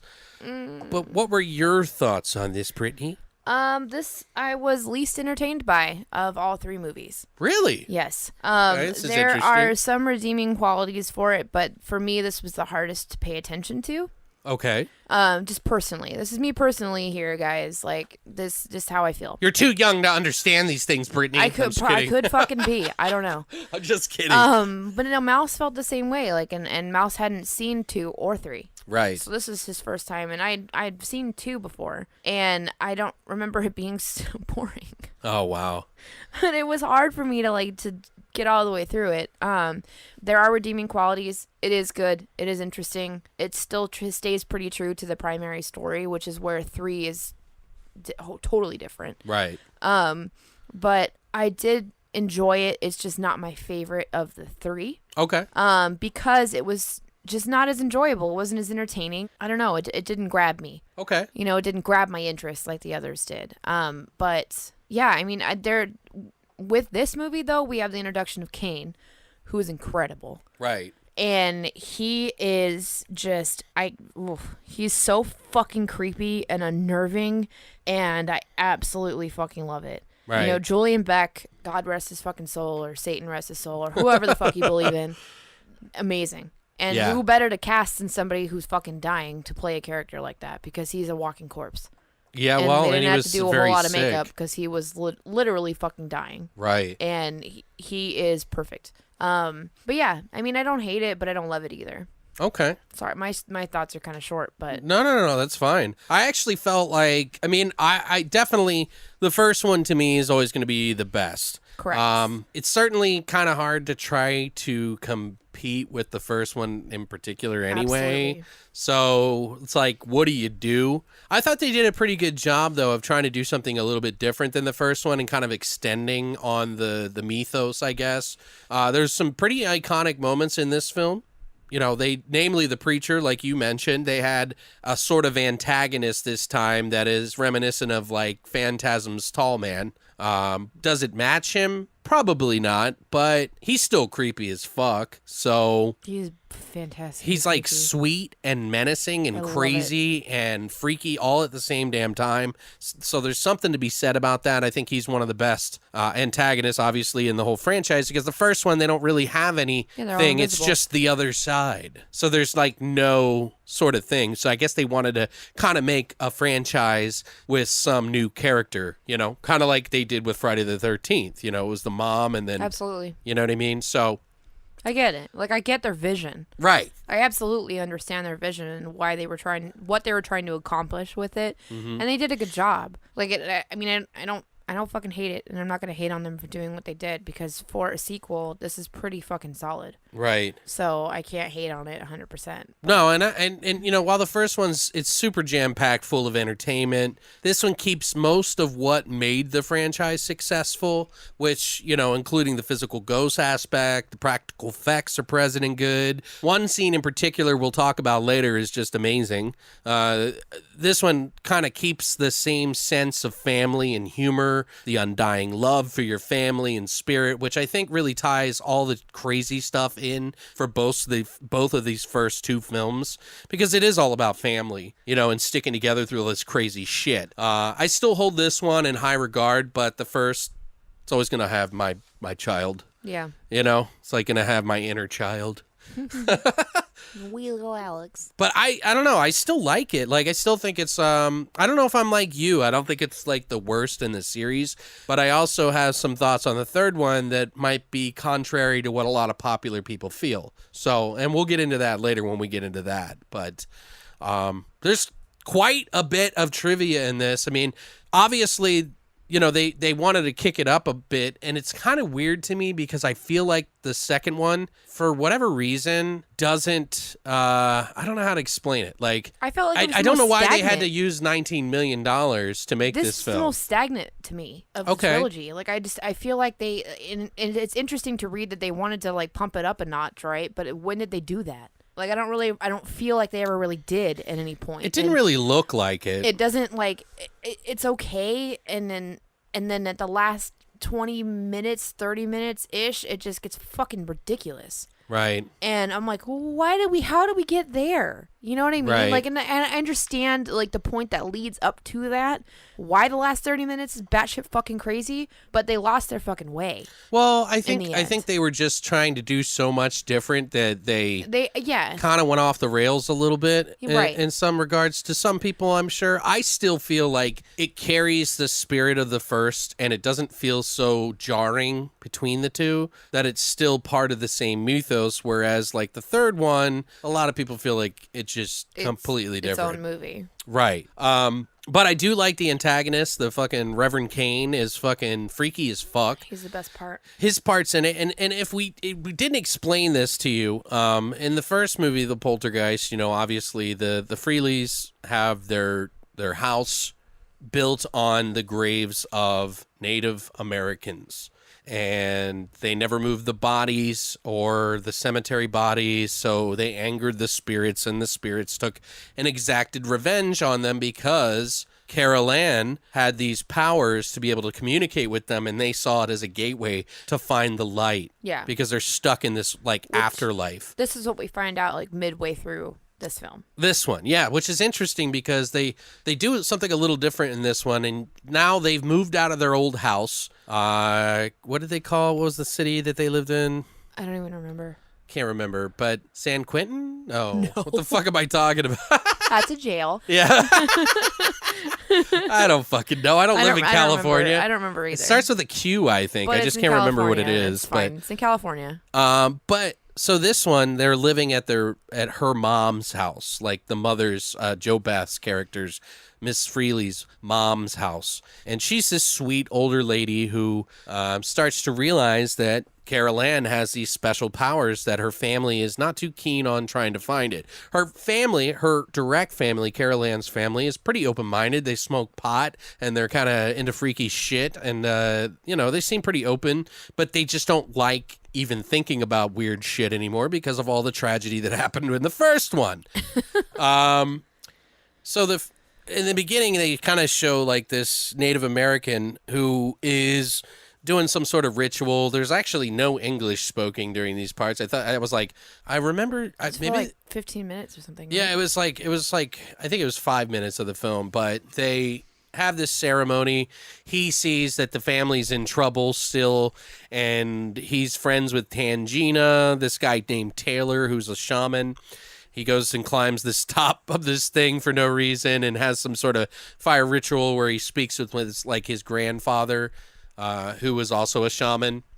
And they, like, find out that Carol Ann's in trouble again, so that he has to seek her Carol out. Ann. Yeah, fucking goddamn Carol Ann. Fucking goddamn. No, we're talking about the character, guys. We don't have to be fucking, but anyway, so he goes and seeks them out. Meanwhile, Mrs. Freely, her mom like you passes away. It's Freeling. It's Freeling. Yeah, Freeling. Oh, maybe you keep saying Freely. Oh, Freeling. Sorry, I want to correct you before No, somebody it's- that listens corrects you. That's okay. I don't give a shit. Fuck you Okay. guys. Okay. But yeah, Mrs. Freeling, Carol Ann's mom, her mother passes away. So the Carol Ann's grandmother. And she recognizes that she has all this talent and like can see things and wants to raise her the right way. And when she dies, that's when shit goes batty. And this new antagonist, Reverend Henry Kane, starts fucking with the family again. And apparently it all connects to the first movie again. And we'll, get into that a little bit more later. But I wanted to give you guys a little bit of a premise for it because we didn't really go over that in the first one. And it's kind of important for the rest of this. So now there are some trivia that is surrounding around this movie in particular. There's actually quite a bit of trivia on all of the movies. But for this one, this film was actually going to be in 3D, by the way. Yeah. Originally. At one point, they wanted to film it for that, but several scenes, such as like the Beast and the flying chainsaw, were filmed to take advantage of that process, and they ended up not doing it. So, like in the garage scene. I would have watched it in 3D, though. Yeah, for sure. Also, Heather O'Rourke was afraid of Julian Beck, who played Reverend Kane. First time she saw him, that she burst into tears. Yeah, I get it. And I mean, fuck, dude, he Fucking does terrifying. look really sick. He's a living, walking corpse, okay? Unfortunately, yeah. Like, I get it. I absolutely get it. So we talked earlier about how they used real corpses or real cadavers or whatever, and skeletons in the first and in the second movie. Right. So unbeknownst to most of the crew, obviously a lot of the cadavers were real skeletons, most if not all. Mm-hmm. Upon learning this, the crew did demand that they perform an exorcism on the set, Yeah, so that's they so could weird. ease the rising tensions, which soon happened. Will Sampson himself is Right. the one who actually performed the The exorcism. shaman, Taylor. Yeah, the good spirit. The Taylor. real fucking actor, guys. Frackin' actor. Fucking. He was a real life shaman for several different groups before he died in 1987. So the studio security was instructed to leave the set unlocked and unguarded so Samson could return in the middle of the night to perform the exorcism. Yeah, it's pretty crazy. What happened, and I love that. Yeah, that's an interesting I tidbit. fucking love that. It's like, that's perfect because they're all cursed. We also did mention that Julian Beck, who did have stomach cancer, that would eventually claim his life shortly after the filming of this movie. But a lot of the lines that he had were dubbed in post-production by voice actor Corey Burton, by the way. But this is also part of the curse that people talk of. But he was kind of like, people knew. He knew. Like, people knew. He was kind of expected. It wasn't like some sudden thing. He was sick during the filming of this movie. And this was so against his character to do this type of movie from all the stuff that he had done before. You know what I mean? So it was kind of different and unique. So I'm really glad that he was able to be a part of this film, though. Yeah. Because I think he brought something. I think he really, if without him in that movie, I think that the movie would kind of be missing a large chunk. You know what I mean? I agree. But also, Jerry Goldsmith scored the film differently than on the first film, which he did the music for as well. The original was fully orchestral and choral passages at different key moments. It had a lot of action music included. This score was what they called rich and smooth, and similar to Goldsmith's work on the movie The Omen, which he did. Yes. With the quote, "The God is in his holy temple, earthly." I won't sing the whole thing, but I love it. But I thought it was really cool. And actually, describing the forces of evil at work, that's what the song was about. He makes more use of like electronics that lend a kind of a more of a mystical, mysterious feel to it than like Carol Ann's theme is kind of like the hugest part of the whole thing, of the whole franchise, really. They kind of use the same little key notes that they have used for the first two movies anyway, yeah. So, but they added kind of like this Indian or native motif to it a little bit. So it kind of changed a little bit. Yeah. And they do play that God is in like 3 different versions You know what I mean? Like Throughout the whole movie. throughout the whole movie. So I thought it was really cool. One thing I read about that I thought was kind of fucked up is that Gene Siskel, the critic from Siskel and Ebert, he said he hated this movie. Oh, yeah. He said Jo Beth Williams had no shame, having twice appeared nude at this point in Teachers from 1984 and Kramer versus Kramer in 1979. He called Craig T. Nelson a clothes horse, if there ever was one. He also slammed the movie's production for putting children in danger and getting off on that kind of salacious thrill. His review is so fucked up. It's like, wow, dude. Like, it's so like, petty and fucking mean. I and know, like- unnecessarily. Like, it's kind of insane. reminds me of like some of the critics these days. Absolutely. You know what I Well, mean? What the fuck is a clothes horse? Like, are you kidding me? A clothes horse? I have like, no idea. Fuck off. Fuck off. Like he's like anybody could just So wear Mr. it. Ed, like is what he's calling him, Mr. Ed. I don't Like, know you're what. just the I think horse he's. with clothes. I think what he means. I don't actually anyone know can what do that. it. I don't know what that means necessarily, but I think he means that anybody could play the role, Probably. and that he's just a fill-in, whatever. And granted, I mean, I liked his comedy more in the first He's one, not but as apparent in this one. he does a good job of like He's one still scene in great. particular. Like I Yeah, thought he did. He's still great, but I don't think his impact was felt as harshly as the first film. Probably, So I like- get it, but still at the same time, I'm like, that's harsh. Yeah, it's a Like, little it's- bit much. It's a lot. Something that I noticed when they were rolling credits at the end, that I was like, what? And I had to look into it because I couldn't believe my eyes when I was reading it. H.R. Geiger actually provided the special effects designs on this movie. For some of the creatures. He created several designs, but only 2 of them actually made it into the film, even though they were very brief. The tree, not the tree, but the like weird creature. Yeah, some books that have been released since then on his art report that he was actually very unhappy with how his designs were translated into the film, Yeah. which I could understand because they are super brief. It's well, let me just And there's like like 2. spoilers ahead, guys. It's like, so just know, I don't want to ruin anything for you. We're going to get into some of the spoilers here, but are you talking about the half corpse body thing, that slug creature thing? The vomit creature. Yeah, well, there's 3 different phases of it. Right. So there's like, well, 4 technically. Mm-hmm. But yeah, like each phase was like his design, specifically the half body one with Which the tentacles. you can feel, like you can sense that. I feel Right. like, you know, when you look at it, but The coloring and everything of it's it. very Yeah. spot on for his Feels like, yeah. art. Continuing with that, one of the phases of the vomit creature, which is the partially grown one, was actually performed by a real live stuntman. Yeah. His name's Noble Craig, and he was a triple amputee who lost both legs, one arm, and an eye while serving in the Vietnam War. That's an actual fucking person Yeah, playing no. that fucking creature, which I felt like you could tell. Oh, yeah. Well, the way he was walking and stuff. So I don't know, but it was really cool. Like I love that. I love when they bring shit like that into real. You know what I mean? I don't know. Like there's an actual person inside R2D2. Like I love that shit. That's fucking awesome. Yeah. Like, Right. That's so fucking cool to me. So What do you think is some of your favorite scenes? I didn't have a lot of favorite scenes from this one. I love, though, the scene in particular where Julian Becker's Kane is walking up the driveway to the house. Right. And it just starts like pouring fucking rain, right? And Carol Ann is sitting out by herself, I think, on a blanket in the yard. And it just starts fucking pouring rain as soon as he comes out. And she's Yeah. staring at him and she's watching him. And he very slowly, and he's singing, right? He's singing the whole time he's coming up. the Right. steps. Yeah. No. Yeah. He is. He's singing that God is in his holy temple or whatever song, right? And it's so fucking eerie and uncomfortable. And if I was the mom, I would have turned the fucking hose on that motherfucker. Well, it like- wouldn't have mattered. He was getting wet anyway. I would have been like, like I would have done something, like ran him mean- over with my car. I don't give a fuck. I Like probably would have poured the gasoline all over him and just like lit him on fire. Yeah. Like I don't. And he comes up, and then when he comes in, they run inside, right? And then he comes up to the door, and he's at the screen. And there's a scene that was cut from this fucking movie where he Right. actually gets into the fucking house.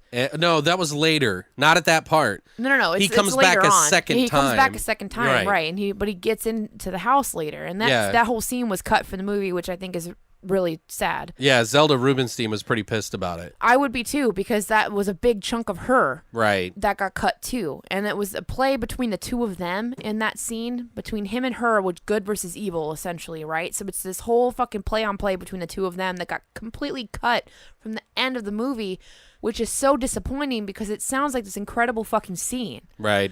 And he is just a phenomenal fucking, like, being. Yeah. You know, his presence is so fucking terrifying. It doesn't feel fake at all. No, and he captivates, like, he completely takes over. Any scene he's in, he steals it. Right. And as he should, because he's just, it completely just draws your attention. He's great. He's absolutely fucking brilliant, you know? But I love that scene, and I love when he's up at the fucking screen door and he's talking to the mom. And you're gonna die. You're gonna die. You're all gonna die in there. You're gonna die. And I'm like, oh, God, no. And then without skipping a beat, he just like goes back to his normal sweet self. Yeah. And then walks off singing, God is there, his holy temple. And I'm like, earthly thoughts be silent now. This is why I'm not religious, because people freak me the fuck out. No. Did you know that that's an actual Latter-day Saint song? Yes. And it is also quoted in the Bible. Psalm, the God is God is in his holy temple. Psalm what? 11. 11. Yeah. Yeah. So, but I thought it was kind of interesting. It's called the Hymns of Spirit or some shit by Frank W. Asper. Yeah. But it is I looked it up, and it's actually the Jesus Christ of Latter-day Saints, the Church of Jesus Christ of Latter-day Saints, which makes it even more creepy. Favorite scenes.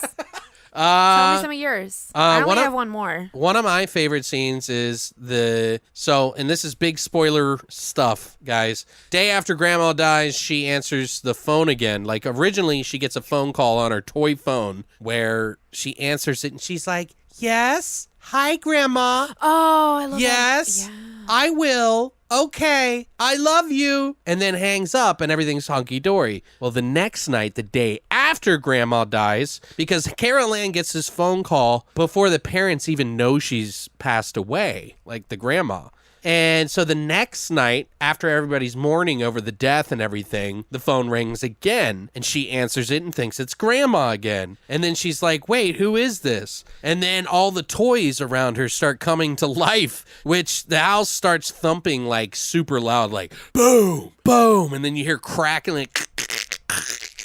And that shit right there, as a child, scared the fucking piss out of me. I totally forgot about that scene. Yes, I like that scene too. A lot. That tripped me out. I was like, fuck that. Yeah. Like, if you hear like a fucking pounding on the house, it kind of reminds me of like the scene from Paranormal Activity where you hear the pounding and then like you don't hear the scream in this one. But the funny thing about this scene, guys, is we talked about this before in our Intended for Kids episode that we did. We did a movie called Making Contact, or Joey. It's also known as Joey. In German, they have like two different versions, like an American one and then a German version, which have almost two completely different stories. And it's never been released, the fully uncut one, which everybody wants, and they didn't do it. But anyway, Making Contact has an almost exact version of this scene, which Poltergeist 2 either ripped off or was an extreme coincidence, because this movie came out a year before Poltergeist 2 came out, which is really weird. That is really weird. And not only that, there's so many similarities, like Robbie has Star Wars covers. It's Star Wars everything. Yeah, like everything Star Wars, which is totally understandable because that was the time when Star Wars was huge, right? But there's just so many similarities with the phone and everything from Making Contact. It really feels like Poltergeist or the writers stole that from that movie, thinking no one would ever see it. Oh, shit. So it's weird. And if you guys have seen the movie, you know what I'm talking about. That's crazy. Although in Making Contact, it's a possessed doll. And they get a phone call, and she thinks it's her dead. He thinks it's his dead dad instead of dead grandma. So it's weird. But personally, I think the Poltergeist does it better, Poltergeist 2, but it's still pretty uncanny. So I thought it'd be worth mentioning. What about you? What's another one? The scene where Robbie is brushing his teeth, right? Isn't that what he's Yeah, I fucking think doing? so, yeah. He's in the bathroom brushing his fucking teeth, and his braces come alive. Start wrapping around What him. the fucking shit was that? That scared me as a kid, too, because I had braces. I did too. And it was just like, like he turns into this giant fucking braces monster. And I'm like, what the And you can just see his one eye. Yeah, just his one eye, right? And then like Craig T. Nelson comes in and he's like trying to help him, and he's getting fucking wrapped up and strangled by the fucking braces, and I'm like, what the fucking shit is happening now? He's like stuck and perched up in the ceiling. Yeah. Yeah, and then they're choking fucking Craig, and then like the mom's gotta try and figure out how to fucking help them. I don't even remember what she does to help them because it seems so fucking chaotic, but it was cool. Right. And I liked that a lot, actually. Like it was so I lied. I guess I have 3 favorite scenes. And I just remembered the other one too.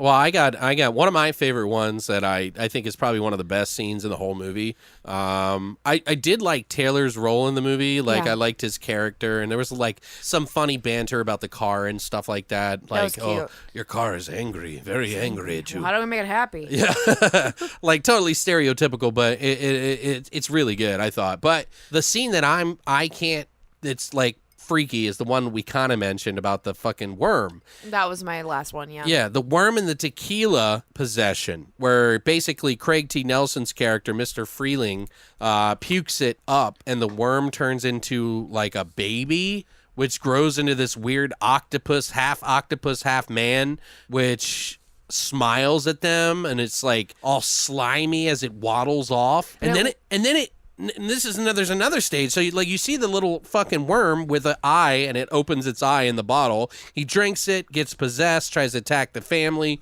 and then after the like wiggly creature like mass like goes fucking like waddling off, it turns into another gigantic weird kind of like tentacle like tree looking mass. Like I don't know what to call it. Like, but Craig T. Nelson didn't really enjoy this scene, but I loved it. Well, he had to do it so many times. Yeah. So it's pretty, I don't know. I thought that was like some awesome practical effects. It was incredible. Yeah. I was like, holy fuck. I'm right there with you on that. And then like that one final form that it takes before it crawls off into the other room, the face looks just like Kane. Right. And I love it. Yeah, like, that's true. It's so You mean in the fire or whatever? It's so perfect. Right. Like it just looks so fucking tits. Like and the creature is just weird. And that was, I think, the actual actor that's in that form at that point that kind of waddles off away out of the room. Oh, Noble Craig or whatever? Yeah. Okay. Craig Noble. Maybe. Is yeah. it Noble Craig or Craig? No, I thought I have it written as Noble Craig. Noble Craig. Yeah.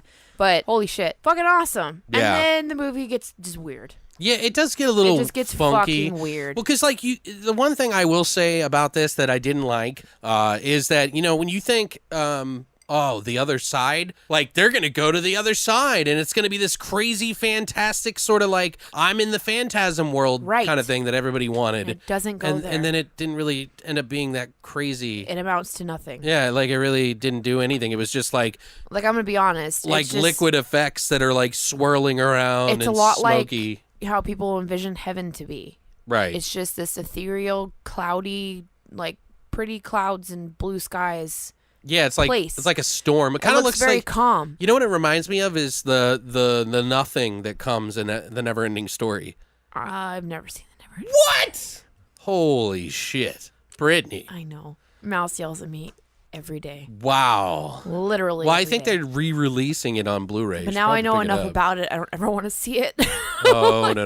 It's going to break my little heart. You need to see it. But it reminds me of the cloud work that they did with like they probably put milk in like some sort of liquid to make it like float around, mixed with like a Bill and Ted kind of like going through time thing or whatever. For sure. It's fucking ridiculous and I hate it. It is a little silly. It's like just so silly. It lost me. It's like, hey, we're going to go fuck. You ready to go to the other side? And then you go there and you're like, wait, this is it? Mm-hmm. I mean, take me back. It was cool that they brought that weird mask creature back, but I don't know. It just felt very womp womp. A little bit. I still like the overall tone of the family and stuff sticking together and having to fight the evil together. That is a theme that carries on from 1 to 3. That is the only way that you can pull somebody through that's been taken to the other side is unconditional love, right? Right. Well, that's the only thing that Cain could. He can't break his weakness because he couldn't fight. He couldn't overpower the love. Right, because no one loves him because he's a piece of shit. Right. So there it is. Which you find out, he's like this like reverend that pulled people down into a fucking cave and said that the end of the world was coming and locks himself in this cave like fucking Jesus Christ or some shit. And they put a rock over top of it to make him stay in there. And then when they run out of food and the end of the world didn't come, they like just starved to death around him. Die. It's pretty fucking dark. But It is fucking dark. I like the story behind it. Like he's this Quaker or whatever the It's fuck just not it was. explained very well. Right. So it drove me a little crazy. Yeah, and it was like in this cavern that was underneath their house, and that's why all these problems started. Yeah, to it's so begin with. fucking weird. And this is what it's underneath the main house, by the way. It's underneath the house from the first movie. It's not underneath the house in the second one, the new house. They're doing this crazy exploratory fucking mission at the original house. Like it's in the like very beginning, they're finding dinosaurs and shit there, right? And that's where they discover all of this. And so that's where they have to go back to ultimately. Yeah. And I do really actually like the scene when they are in the garage trying to get out. Right. And everything around them comes alive, and the ghost like occupies this chainsaw, and they're like super like Texas Chainsaw Massacre-esque, like coming through the roof of the fucking car and like all this shit. Awesome. That scene was really cool. And you could tell that they had like that was like really cutting through.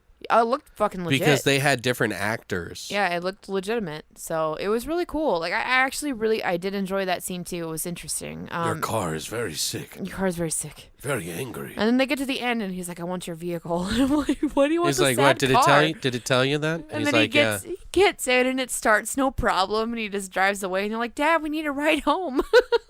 And that's how it ends. It's him chasing after him in the car, and I'm like, right. It's kind of silly. It was cute. And the music.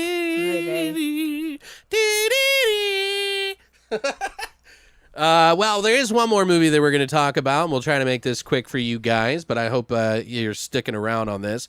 I do want to say my last thoughts on that one, though, are it's not as iconic as the first, not as endearing, but it does have some pretty unique things in it, and it sort of elaborates on the story a little bit more, for better or worse. Plus, we get a creepy antagonist in it. I think if you're a fan of the first, you still need to see it, and there are still some memorable scenes in it, and I personally think it's worth a watch, at least. Absolutely. To find out. I absolutely agree with you. This is my least favorite of the three, but I do think it warrants a view. Plus, I liked Will Sampson's character. I Will did Sampson, like him. I know. Mouse was so sad because he didn't realize that actor actually died. In real life, you mean? In real yeah. life. And he was so sad. Like, I felt so bad. Well, he was you know he great. died, right? And Mouse Yeah. was like, what the fuck? And we didn't talk about that. In 1987, he suffered from a rare condition called scleroderma, which is a chronic degenerative condition that affects his heart, lungs, and skin. During his lengthy illness, he actually weighed originally 260 pounds, and he fell from that down to 140 pounds, which caused complications relating to malnutrition. So he had a heart and lung transplant at the Houston Methodist Hospital in Texas. Wow. But he ended up dying from post-operative complications from that transplant on June 3rd, 1987. Right. He was only 53, which was crazy sad. Like, and you know, I knew that from the character, and I felt really bad having to break that news to Mouse because it broke his fucking heart. He was like, "But I love him." And I'm like, "Well, he's dead." Well, and especially because he's like such a great character He is in great. the One Flew Over the Cuckoo's Nest as well, which I love that I fucking loved him movie. in that. Everybody loves that fucking movie. There was another film, obviously, in the trilogy, or it wouldn't be a trilogy, obviously. That one is Poltergeist 3. Now, this movie took 2 more years to come back out on June 10th. And the story is Carol Ann is staying with her aunt in the high-rise building where the supernatural forces haunting her make their return. It was written and directed by Gary Sherman. He wrote and directed the Rutger Hauer movie called Wanted Dead or Alive. Woo! He directed an episode of Poltergeist: The Legacy, which was this not related TV show that's kind of a bastard child. Word. He also did the movie Dead and Buried and Raw Meat. It's also written by Brian Taggart, who wrote on V, the TV series, and V, The Final Battle. He also did the movie Visiting Hours, also helped write for Wanted Dead or Alive, Of Unknown Origin, and Omen 4, The Awakening. So there's another tie-in with The Omen again. Yep. Some of the cast is, of course, Heather O'Rourke and Zelda Rubinstein return. Tom Skerritt, who plays the uncle-in-law. He was in Alien, Contact, Top Gun, MASH, the movie, Space Camp, The Dead Zone, Cheech and Chong's Up in Smoke as Strawberry. Don't look at his birthmark, man. I'm sorry, can't help looking at it. He was also in Kolchak, the Night Stalker TV series, too. It also stars Nancy Allen, who plays Patricia Wilson Gardner, the aunt. Best known for her roles in all the RoboCop movies, well, 1 through 3 anyway. Dressed to Kill. She was in the original Carrie, Strange Invaders, The Philadelphia Experiment, Children of the Corn, 666, Isaac's Return. Bum, bum, bum. It also stars Laura Flynn Boyle, who is Donna Gardner, the daughter, best known to me for Twin Peaks, obviously. Yep. She was also in Men in Black 2, the TV show The Practice, the movie The Big Squeeze, Wayne's World, Hey Wayne, and The Dark Backward. Also, it stars Kipley Wentz, who's Scott in the movie, who I was a little surprised by this. He didn't really do too much after. He started his career with this movie, and he was on a couple of movies after this one called Paradise Framed. He also directed 3 movies, Much Ado, Cold Intelligence, and Forever for Now, but nothing else. It also stars Richard Fire, named Dr. Seaton, who helped write the movie The Borrower, which is another weird horror movie. Henry, Portrait of a Serial Killer, he helped write. Nice. And really? he even helped write on ER. My jam! Yeah, that's So why I mentioned it. excited. I think it was one episode, but Oh my God, I don't thought even you'd give appreciate a that. Fuck, what episode was it? Does I don't it say know what he's credited to? It does, but I didn't look that far. Ah, I want to know. I'm gonna look it up.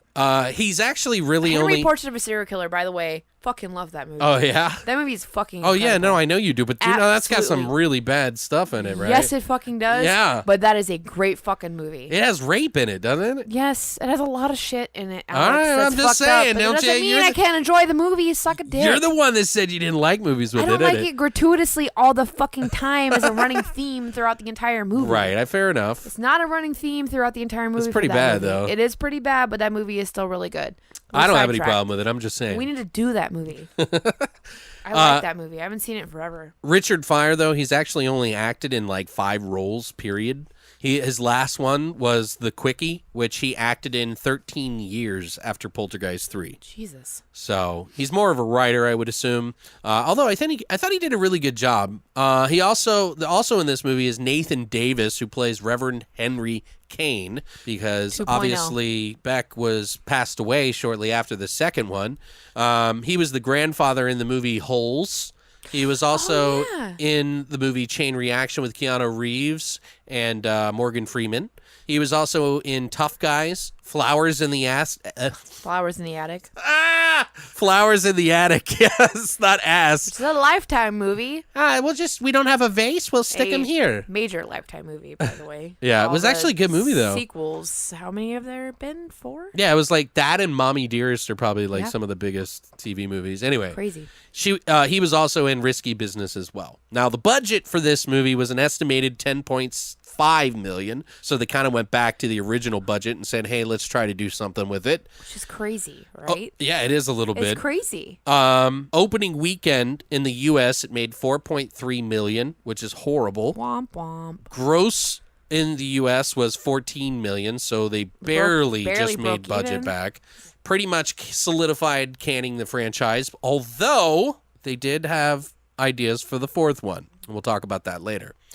So, Brittany, what are your thoughts on this fantastic film? I really liked it. And I feel like I'm going to get so much fucking shit for this, but I actually really liked this movie. Okay. I well, really liked it. I enjoyed so much more of it than I really thought I was going to. But I was entertained from start to finish. Okay. Like it was fun. It was so 80s to me, which was great. It was dipping into the 90s for sure. It was almost. definitely dipping into the 90s. Kind of but schlocky I, 90s I stuff. did really enjoy it, and this was the first one in the first of the franchise that actually killed someone. I thought somebody died in the first one. Mm-mm. You sure? Because I read that too, and it said, okay. They didn't kill. None of the actual characters were like the ghosts and shit. Didn't kill anybody. Okay. In the first or the second movie, but in this one they do. And so they took it to an extra level.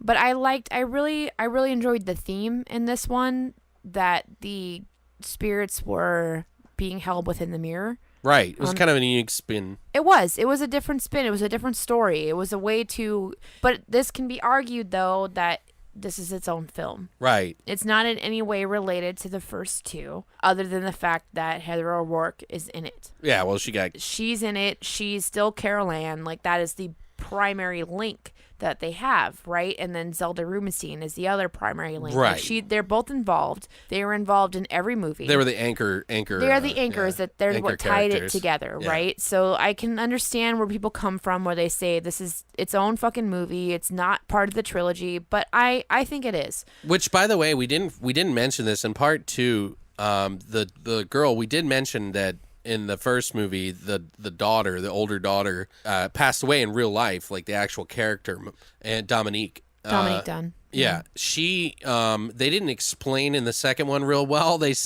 had a scene that they cut out of the movie where they explained that she went to college for school, Right. but they cut that out, so it didn't even make any sense. I but don't remember this them one, explaining in this at all. they said, they explain in this movie why the parents don't. They were like, Did they? they pawn off her to pretty much because they can't deal with the ghosts. Yeah, and so they send her to the sister, right? But then the Right. sister's already dealing with her new husband. They've only been married for a year. Right. And he's already dealing with her or new building. his daughter from a previous marriage. Right. Right? So now she's got 2 kids that aren't even hers that she's Right. like taking care of, which I actually appreciate the fact that they can make you believe that she loved these kids. Right. And that I thought was an interesting dynamic to her character. Oh no, Because you're they're right. not I her agree. fucking children. Yeah. And that was the whole thing. And that is, I guarantee you, the whole root behind the spirit and thinking that the evil spirit thinking that they could completely finally take over Carol Ann and bring her through, especially once they got everyone else except for her. Right. They 'Cause didn't they're count like- on the love that They she didn't really count on the had. love that yeah. she actually had because they're not her children. Right. And that came to fruition in the end, which was fantastic, and I loved it. And that was just like a little subtle detail that you catch on to, but that was great. Yeah, but I did a have good some job thoughts with on that. that too.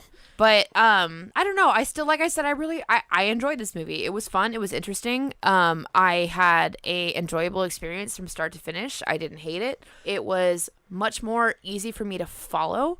Than the second one was. Not like the second one wasn't easy to follow. It's just it wasn't as entertaining. Okay. I liked the entire theme that ran throughout this one. I felt like it was more explained, more Okay. easily explained, more easily obtainable to everybody. It Accessible, wasn't. you mean? It was more accessible. Yeah, Okay. it was definitely more accessible. And it was a little refreshing. Okay. I feel like where I can see people view this as its own standalone movie. A lot of people don't like this one. And I get that, but at the same time, I don't understand it because I thought it was really fun. But there's a lot of redeeming qualities to it to me, but I don't know. Maybe I don't know. Anyway, what are your thoughts? Well, I mean, I understand why people get upset about this film in particular. I really do. Because, you take a family that has been through so much together, a strong, super strong family bond, especially after the second movie, Right. where the family couldn't defeat the evil unless they were together. Yeah, and then now all of a nothing. sudden, they're just kicking their daughter out. Like, fuck you. Stop causing my family problems, you piece of shit. Right. And, it's kind of weird, They take that one line from part 2 where the dad is like possessed and says the mom had thought about getting rid of her and then actually do it in this one. Yeah. Which sort of spells disaster. Everything that made the first 2 movies is pretty much gone in a way. You pick new people to cash grab, essentially, is what a lot of people think. I'm not saying that I agree with this, and I'll get into that in a little bit. So I get it. Now, with that said, part 3 is missing the parents, which is very important. The brother, the original Reverend Henry Kane. But we do get Heather O'Rourke. We get cool mirror effects that aren't exactly pulled off perfectly every time. But I have to give them some credit because they did a goddamn good job. They did a great fucking job. Yeah, trying to orchestrate the mimicking of actors is fucking hard. That's insane. Yeah. Yeah, and like how they fucking did it is just, it's cool. They Like, probably did went great through a job. lot of takes. Absolutely. There is a lot of old school camera tricks that really work really well in this film. It's also got some wild ass practical effects, although they are a little on the freaky, weird kind of schlocky side. Yeah, like it's still pretty creative for a movie that is missing so much of what got the franchise to that point.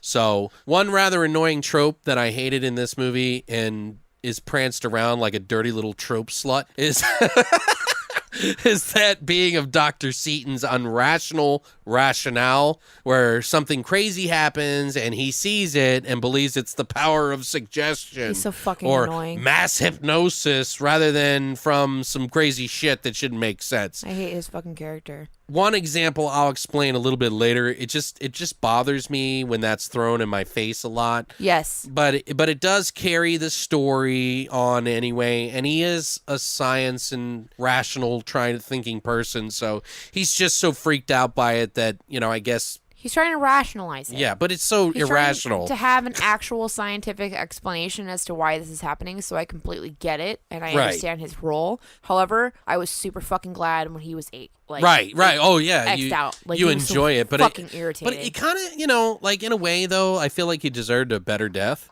Agreed. Like I don't like more like impactful than that. Yeah, like a little slower, maybe a little absolutely more slower, sadistic. more torturous. Yeah. It would have been great because I wanted to torture the fuck out of that. Yeah, bitch. he was really getting on my nerves. He was so fucking irritating. Because we'll talk about the scene later on, and I'll mention it, but yeah, I mean, like you mentioned, I was surprised by the fact that Tom Skerritt, who plays the uncle-in-law, was so good at being like a father figure in this movie. Great. He really, honestly, is pretty charismatic. Seeing the aunt being less caring was a little weird. Of the situation, but she's just gotten married, so like you said, but she's not blood relative to any of these kids, right? So I get it. And in Laura Flynn Boyle, like sticking up for her little cousin, like it totally makes sense. So I don't know. I thought it was a lot better than people give it credit. Agreed. We recently did a poll on Do You Love Horror? Mouse and I both couldn't vote. Really? Because it's too hard? We can't. It was supposed to be hard, man. We can't. Mouse was like, I don't know what to... I can't. And I can't vote. And I'm like, I agree. For those of you that don't belong to Do You Love Horror on Facebook, it's a group that we made to just like honor horror. And we have a really good group of people in there. Not everybody always agrees on everything, but we're all pretty cool about it. But I matched up Poltergeist, The Omen, and The Exorcist and said which franchise is the better one, and everybody picked, I believe it was Poltergeist. No. Yeah? I think it was between The Exorcist and The Omen. Hold on. No, it got updated today. He's like, The Omen is my shit, but I also really love The Exorcist. And I'm like, I'm not picking. I'm not voting. The Poltergeist did win. So far, anyway, the poll's still open. I think I just left it open, and I think second was Exorcist, and then the last one was Omen. I'm sorry, but shenanigans. A lot of people feel like the Omen is the better one, but I just think that when we're talking about as a whole, a franchise as a whole, like a lot of people were debating that Poltergeist and Exorcist. And they were saying that Exorcist had the better film, but as a whole, like I love Exorcist 1 and 3, but the second one is garbage. I hate it. Like, and it's so bad that it's nowhere near the worst film in Poltergeist for me. Correct. I agree. And The Omen is really good, but they have a lot more, I guess. I don't know. It's just a lot. Well, there's a lot of Exorcists too. Well, no, that's what I meant to say is that there is a lot in The Exorcist that are okay. You know what I mean? Like 1 and 3 are my favorite, and those are the ones I like. As a whole, as a franchise, though, they've got a lot more boo-boos in it. Omen, same thing. Like 2 of them I kind of like a lot. But I mean, I still like what's his name? Sam fucking Neill. What in the Sam Neill? What in the Sam Neill? But I just feel like, Poltergeist in particular is good. Now, the third one... I just almost don't feel like it's fair in comparison, though, because I feel like Exorcist and Omen have so many more movies in the franchise than Poltergeist. But I don't think that's necessarily it. If they would have had 3 strong ones in the Exorcist... Yeah, I don't know. I don't agree. Maybe I should vote. Well, go I was ahead. like, I can't. This is too hard. I don't know. A lot of people felt like The Omen too. It's split. Everybody has a different opinion. Well, I'll tell you, Mouse is between The Omen and The Exorcist, and he can't choose. But between you the also two, have and to I'm the remember, same. as a whole, as a franchise Right, as a whole, it's not about which The is the first better movie. movie. Yeah, like it's more about as a whole the franchise. Like you got to look at Okay. all the films and weigh it all out. Right. So, but this movie, a lot of people do get upset about it. They feel like it's garbage. Like I had one person say it was garbage. I don't necessarily agree with him. I can understand why he feels that way because they took everything from Poltergeist and killed it. But in the same respect, as a sort of standalone movie, it's super creative. It's a great. It's really creative. Some of I it's don't know how you can. it is hate really this movie. schlocky sometimes. Like some of the makeup effects is a little like. All right. Yeah. You know what I mean? Like yeah, but I mean the whole I don't- garage scene is kind of funky a little bit I don't know too. how you're gonna hate it. I don't though. hate it like, at all. No, I'm not talking about you, but I mean, like, I don't know. Wow. Some people have different experiences, you know what I mean? Right. Maybe they really value the relationship between Joe Beth and fucking Craig, like the Freelings. I did miss that. And that was missing, but it wasn't a bad replacement with fucking Tom Skerritt. No, he did great. I thought he did a really good job. He was really believable, and I liked his attitude towards Carol Ann. And to be honest, I mean, Carol Ann, her in the first movie is not really showing her acting chops. It was the second movie that she really did, and in the third movie, she doesn't do a bad job. Like I think she did, She reverts a little bit though. But yeah, She's not as great. She feels more cued. right. Now there is some trivia about this movie. Some again, of course, dealing with death. As most of you may or may not know, this was the last movie of Heather O'Rourke, who plays Carol Ann, who died of cardiac arrest. In fact, in January 1987, Heather began to have flu-like symptoms, and her legs and feet swelled up. She was taken to Kaiser Hospital, and they confirmed it was only the flu, but when the symptoms continued, they diagnosed her as having Crohn's disease, which is a chronic inflammation in the intestines. She was on a medication throughout the filming of this project, and which got let out in 1988. So, and her cheeks became puffy in some of the scenes. You can actually kind of tell. She never complained during the filming and did not appear sick to other cast members. So, when the filming was completed in June, Heather and her family went on a road trip from Chicago to New Orleans to Orlando and then all the way back to Lakeside where they lived at the time. And Heather was well until January 31st of 1988, Super Bowl Sunday it actually ended up being. But she was unable to keep anything in her stomach and crawled into bed with her parents that night saying that she didn't feel well. The next morning, February 1st, sitting at the breakfast table, she couldn't swallow her toast or Gatorade. Her mother noticed her fingers were blue and her hands were cold, and so they called the doctors and was getting ready to put her clothes on when Heather fainted on the kitchen floor. The paramedics came in and insisted that she was... And Heather insisted that she was really okay and was worried about missing school that day. In the ambulance, actually, Heather suffered a cardiac arrest and then died on the operating table at 2:43 p.m. at the tender age of 12.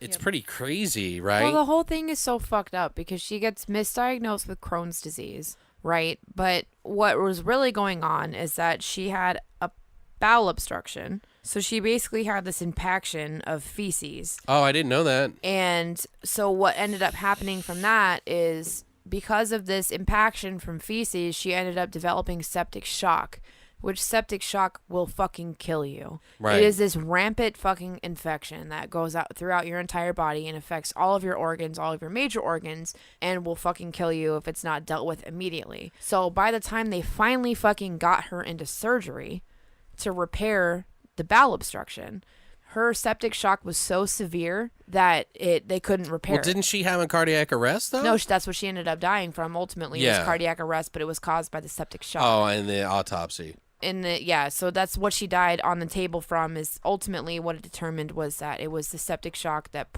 caused the cardiac arrest, and that's what she died. So That's she died crazy. on the operating table, and she's a fucking baby. Wow. And it was all from being misdiagnosed with Crohn's. And the crazy thing is when I was a kid, there was a lot of rumor going around that people were saying, and I remember like news reports and stuff like that they were saying like that the movie was so scary that she died of being scared to death. Yeah, no. And it was like, or maybe it was just schoolhouse fucking rumors, that I heard in school.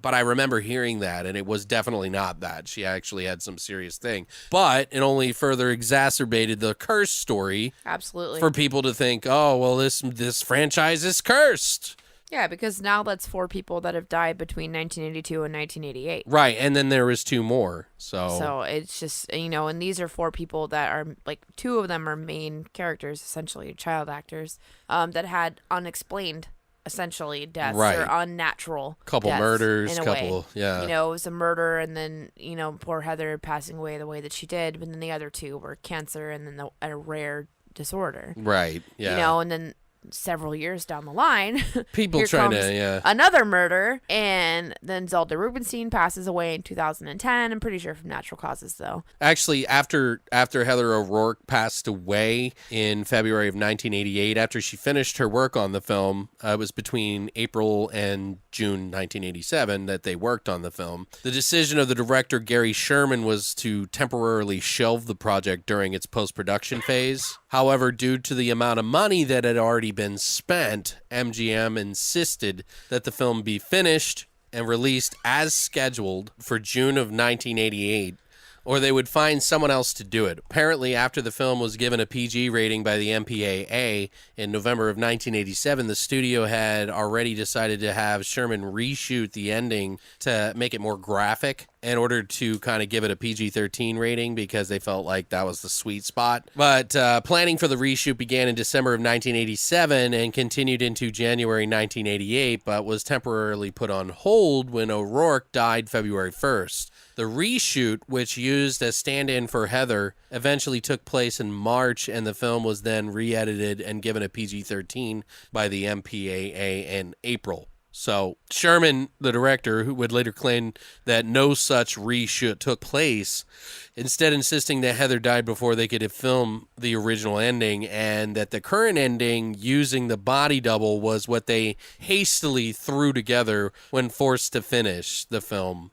So it was contradicted, though, by at least 6 other people who also worked on the film who confirmed that the original ending was, in fact, filmed before Heather died and that the reshoot of the ending took place after her passing. So it's really confusing. Yeah. That was some of the crazy stuff that happened with this film. So it's kind of amazing that it still got put out. I don't think it's like, I understand that maybe they want to put it on hold for the release and stuff because it's such a tragic time. Yeah, to be respectful. But, a studio is a studio and they got to make their money, especially if it's already put in place to have a release date. That's a lot of money. Yep. So I can kind of understand. This movie in particular, by the way, Carol Ann's name apparently was said in this movie 121 times. Which seems minimal to me. I felt like it was said more than that. Carol Ann. Somebody should go in and Carol Ann. and edit the entire movie to say Carol Ann. That's it. Like over, like just the entire thing. Mm-hmm. Like I feel like somebody should do that. Maybe we should do that. Like it's just a half an hour of Carol Ann. Yeah.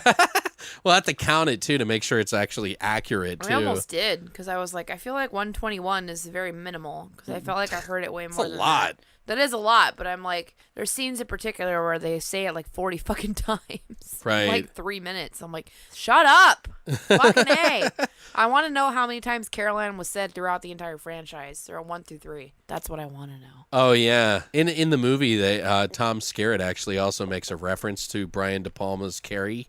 He does. To Nancy Allen, his movie wife. It's great. It was since she was in the movie Carrie. Well, she's not Carrie. So it's almost like Craig T. Nelson did. Oh, One Flew Over the Cuckoo's Nest. Yeah, the One Flew Over the Cuckoo's Nest one, yeah.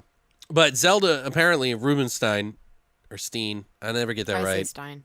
Rubinstein? Yep. Had to leave the production midway because of her mother's death, apparently. So Yeah, sad.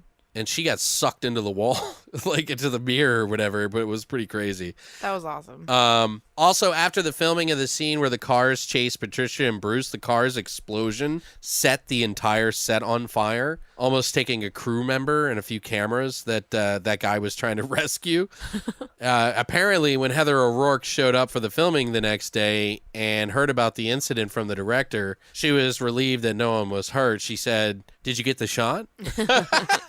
Like pure show business. Yeah. I'm sure she's just real smart. Apparently, like I mentioned this before earlier on, that there was going to be a part 4, but because of the death of Heather O'Rourke, the media scandal about the Poltergeist curse that kind of like made everything worse, kind of made it a difficult thing. A lot of people didn't want to do it, I guess, apparently. And the disappointing box office, which is pretty much the real reason why there was no part 4, kind of dissuaded the producers from continuing the film series.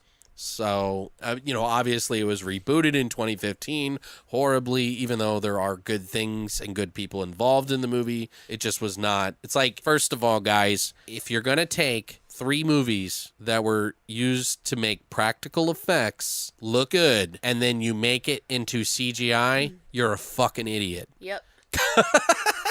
Like, I don't care if the actors are bad, but at least use practical effects. When will producers learn that there is a reason why people fucking like these things, and it's not a matter of just age and all this other stuff. It's just part of it. Especially if you're going to try to appease the fans, try to do it. Like, I understand with like something like Ready Player One, where it's not practical effects, it's all CGI, but that's VR. Right. Makes sense. This doesn't. They fucked it up. Anyway, even some of the, the writer actually even was on that thing. Like I said, there's good people involved. It's just, But what are some of your favorite scenes, Brittany? Like, what's a favorite scene of yours? We'll try to get through these kind of quick. Oh, let's see. I like when Zelda gets sucked through the mirror. Yeah, that's pretty cool. It's pretty fucking dope. Well, she didn't get sucked, but her soul does. Whatever happens. Yeah. Yeah. Like her soul gets sucked through the mirror or whatever. Carol Ann's fucking character like grabs onto her through the mirror and then like Tangina. And all of a sudden I wrote Trangina.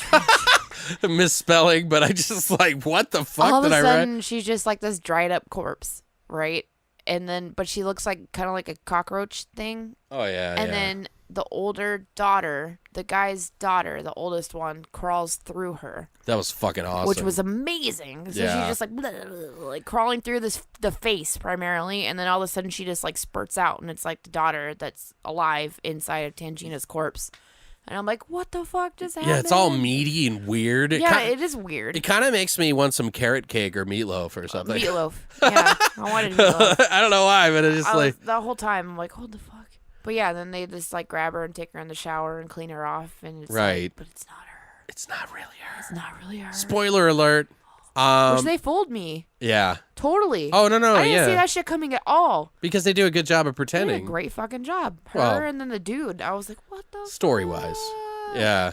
Anyway, yeah. There's one scene in the very beginning when they're taking the elevator and it jerks and makes an evil laugh. And the aunt says, "What's wrong?" And like during this scene, I thought to myself, like, wow, your problem seems to be that the elevator has become sentient and makes matters worse. It's laughing at you, ma'am. So we're going to need a new elevator technician? Ma'am, what you need is a priest. I was like thinking of this whole thing, like, guys, there was an evil laugh. You might want to get that checked out. Yep. Might want to call someone. Yeah. I don't know why I had a silly flapper voice, but that's what it reminded me of. I'm stupid, I know.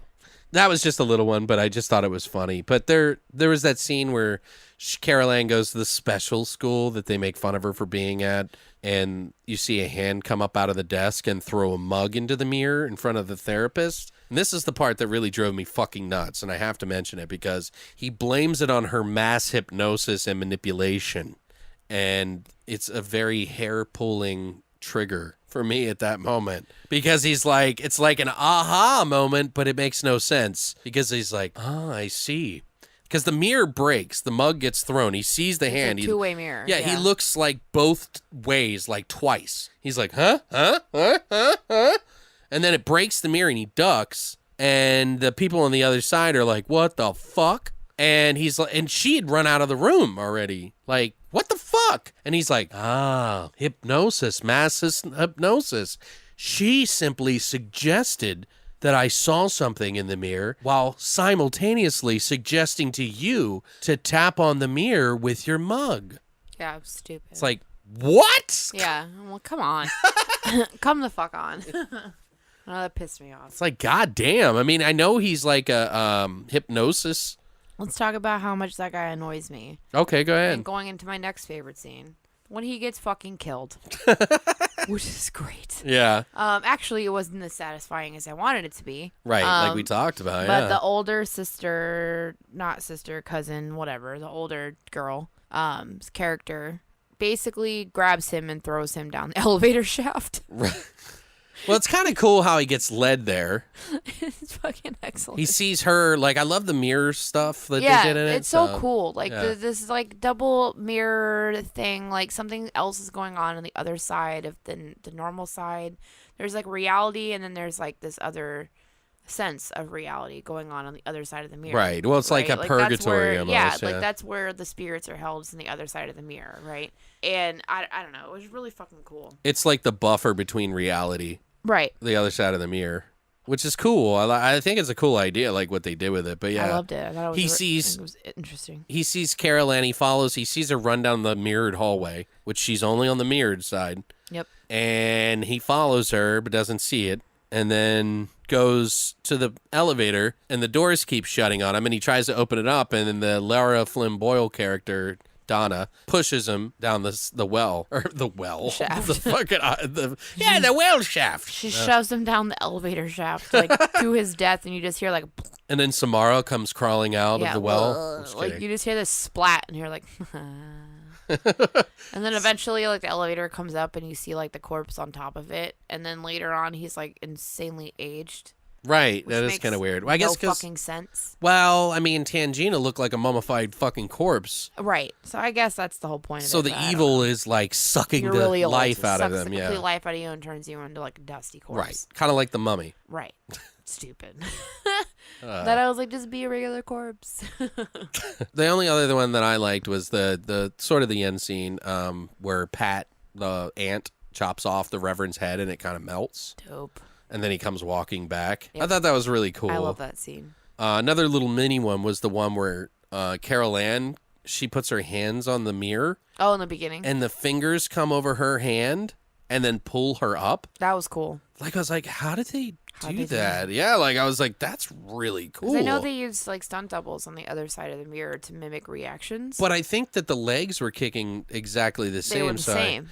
I was kind of wondering how they did it. The same on right. that. And that whole, like, scene, everything was mirrored identically. I don't think that was like one of those kind of things. I don't think so either. I think they just had some way of like moving her around. Fucking awesome. Maybe they just moved the mirror. Yeah, up? I don't know. It was cool. All I know is it was cool. Now, there is an original ending that we talked about kind of briefly where it is different than the original ending, the one that you guys probably have seen if you've seen this movie. In the original ending that was scrapped after Heather O'Rourke's tragic death, Patricia jumps through the glass pane into the apartment. She finds Carol Ann, Donna, Scott, Bruce, and Tangina frozen and dying. She then also becomes imprisoned in ice and gets attacked by Kane and her evil mirror reflection who wants the necklace. Patricia tries to repel them and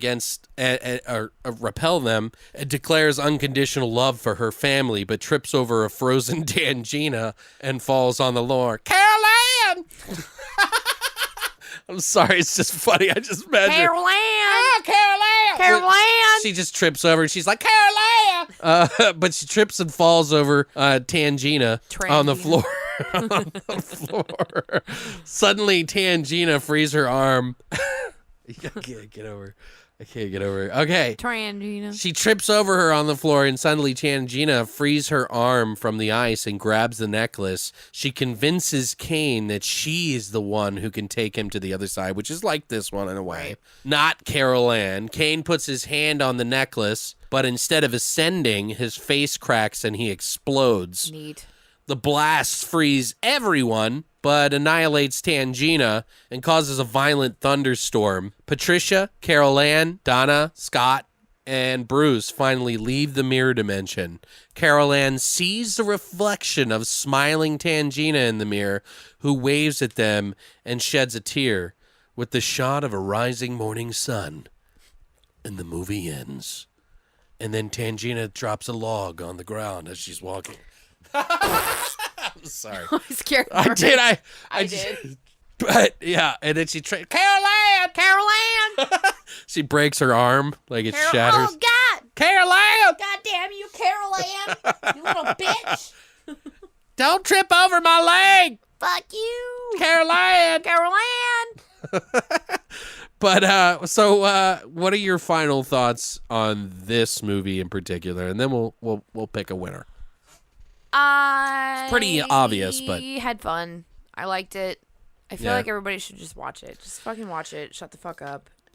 It's not terrible. It's not amazing, but it's not fucking terrible either. And none of the sequels do the first one justice. No. So like, Who cares? it's still the first one, in my opinion, is the best. The winner is number one. Right. The But winner 3 is is the still original. good to I don't give a watch. fuck, but 3 is still super fun. Just fucking watch it, enjoy it. Even if you want to look at it as its own entity, fine. If that's how you feel, cool. Whatever. Fucking watch it. It's worth it. It was entertaining. I really liked it. It had a lot of cool qualities to it. Like, it was more entertaining to me than the second one. So, there's that. First one's a classic. The first one's amazing. Yeah, first one's the I best. don't give a fuck what anybody says. Now, here's a question. What do you guys think the fourth one would have been? And this is what my thoughts are.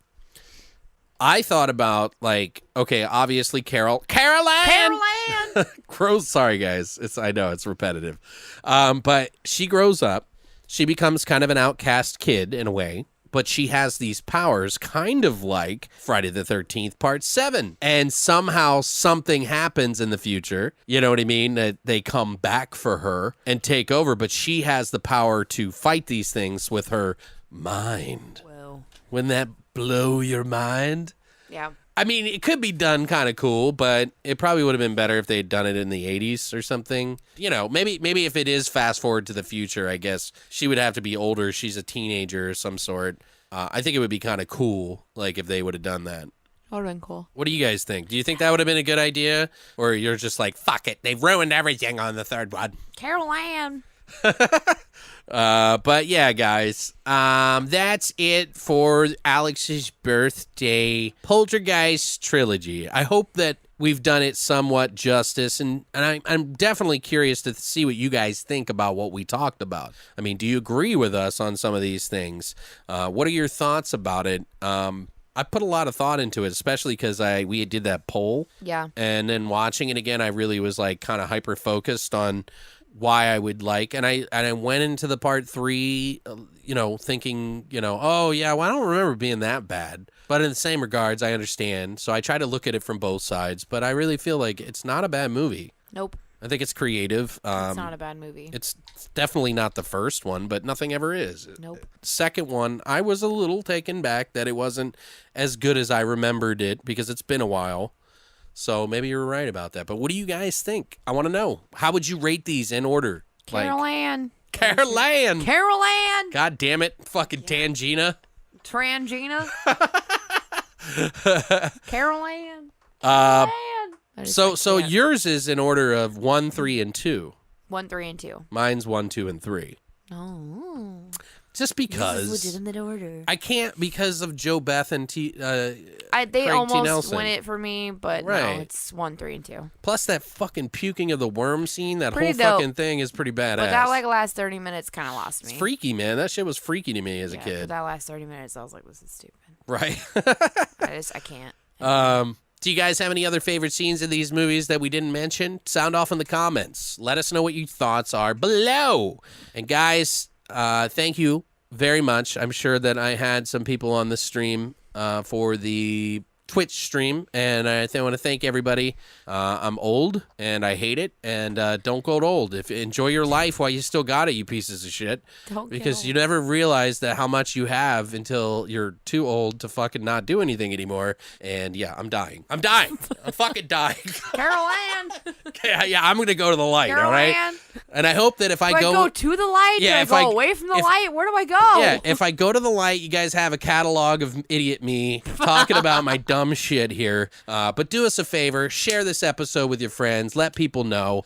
We greatly appreciate you guys. And if you like, don't forget, we have a VIP club thing that we're doing. We're waiting on, I think it's like 8 more. We had 2 since then. So we're waiting on 8 more entries to do a giveaway. Yeah. We feel that that's pretty reasonable for a $20 gift card, right? All you have to do, if you haven't already, sign up at the VIP club on our website at longlivethevoid.com, and you could win. Next week, though, we got our buddy Mike Saga coming into town. Mighty Mike. So he says, so if he backs out, I'll show him this episode and be like, you said it, and you disappointed all the fans. You have to do it, you piece of shit. If you guys remember, we did a Grave Plots episode with him and Jordan and Patrick back last year for my birthday. So he's missing it just by a little bit, but he'll probably be screaming happy birthday and shit. He'll be screaming the whole time. But I hope you guys stick around for next week. We'll see you guys then. Stay weird, monsters.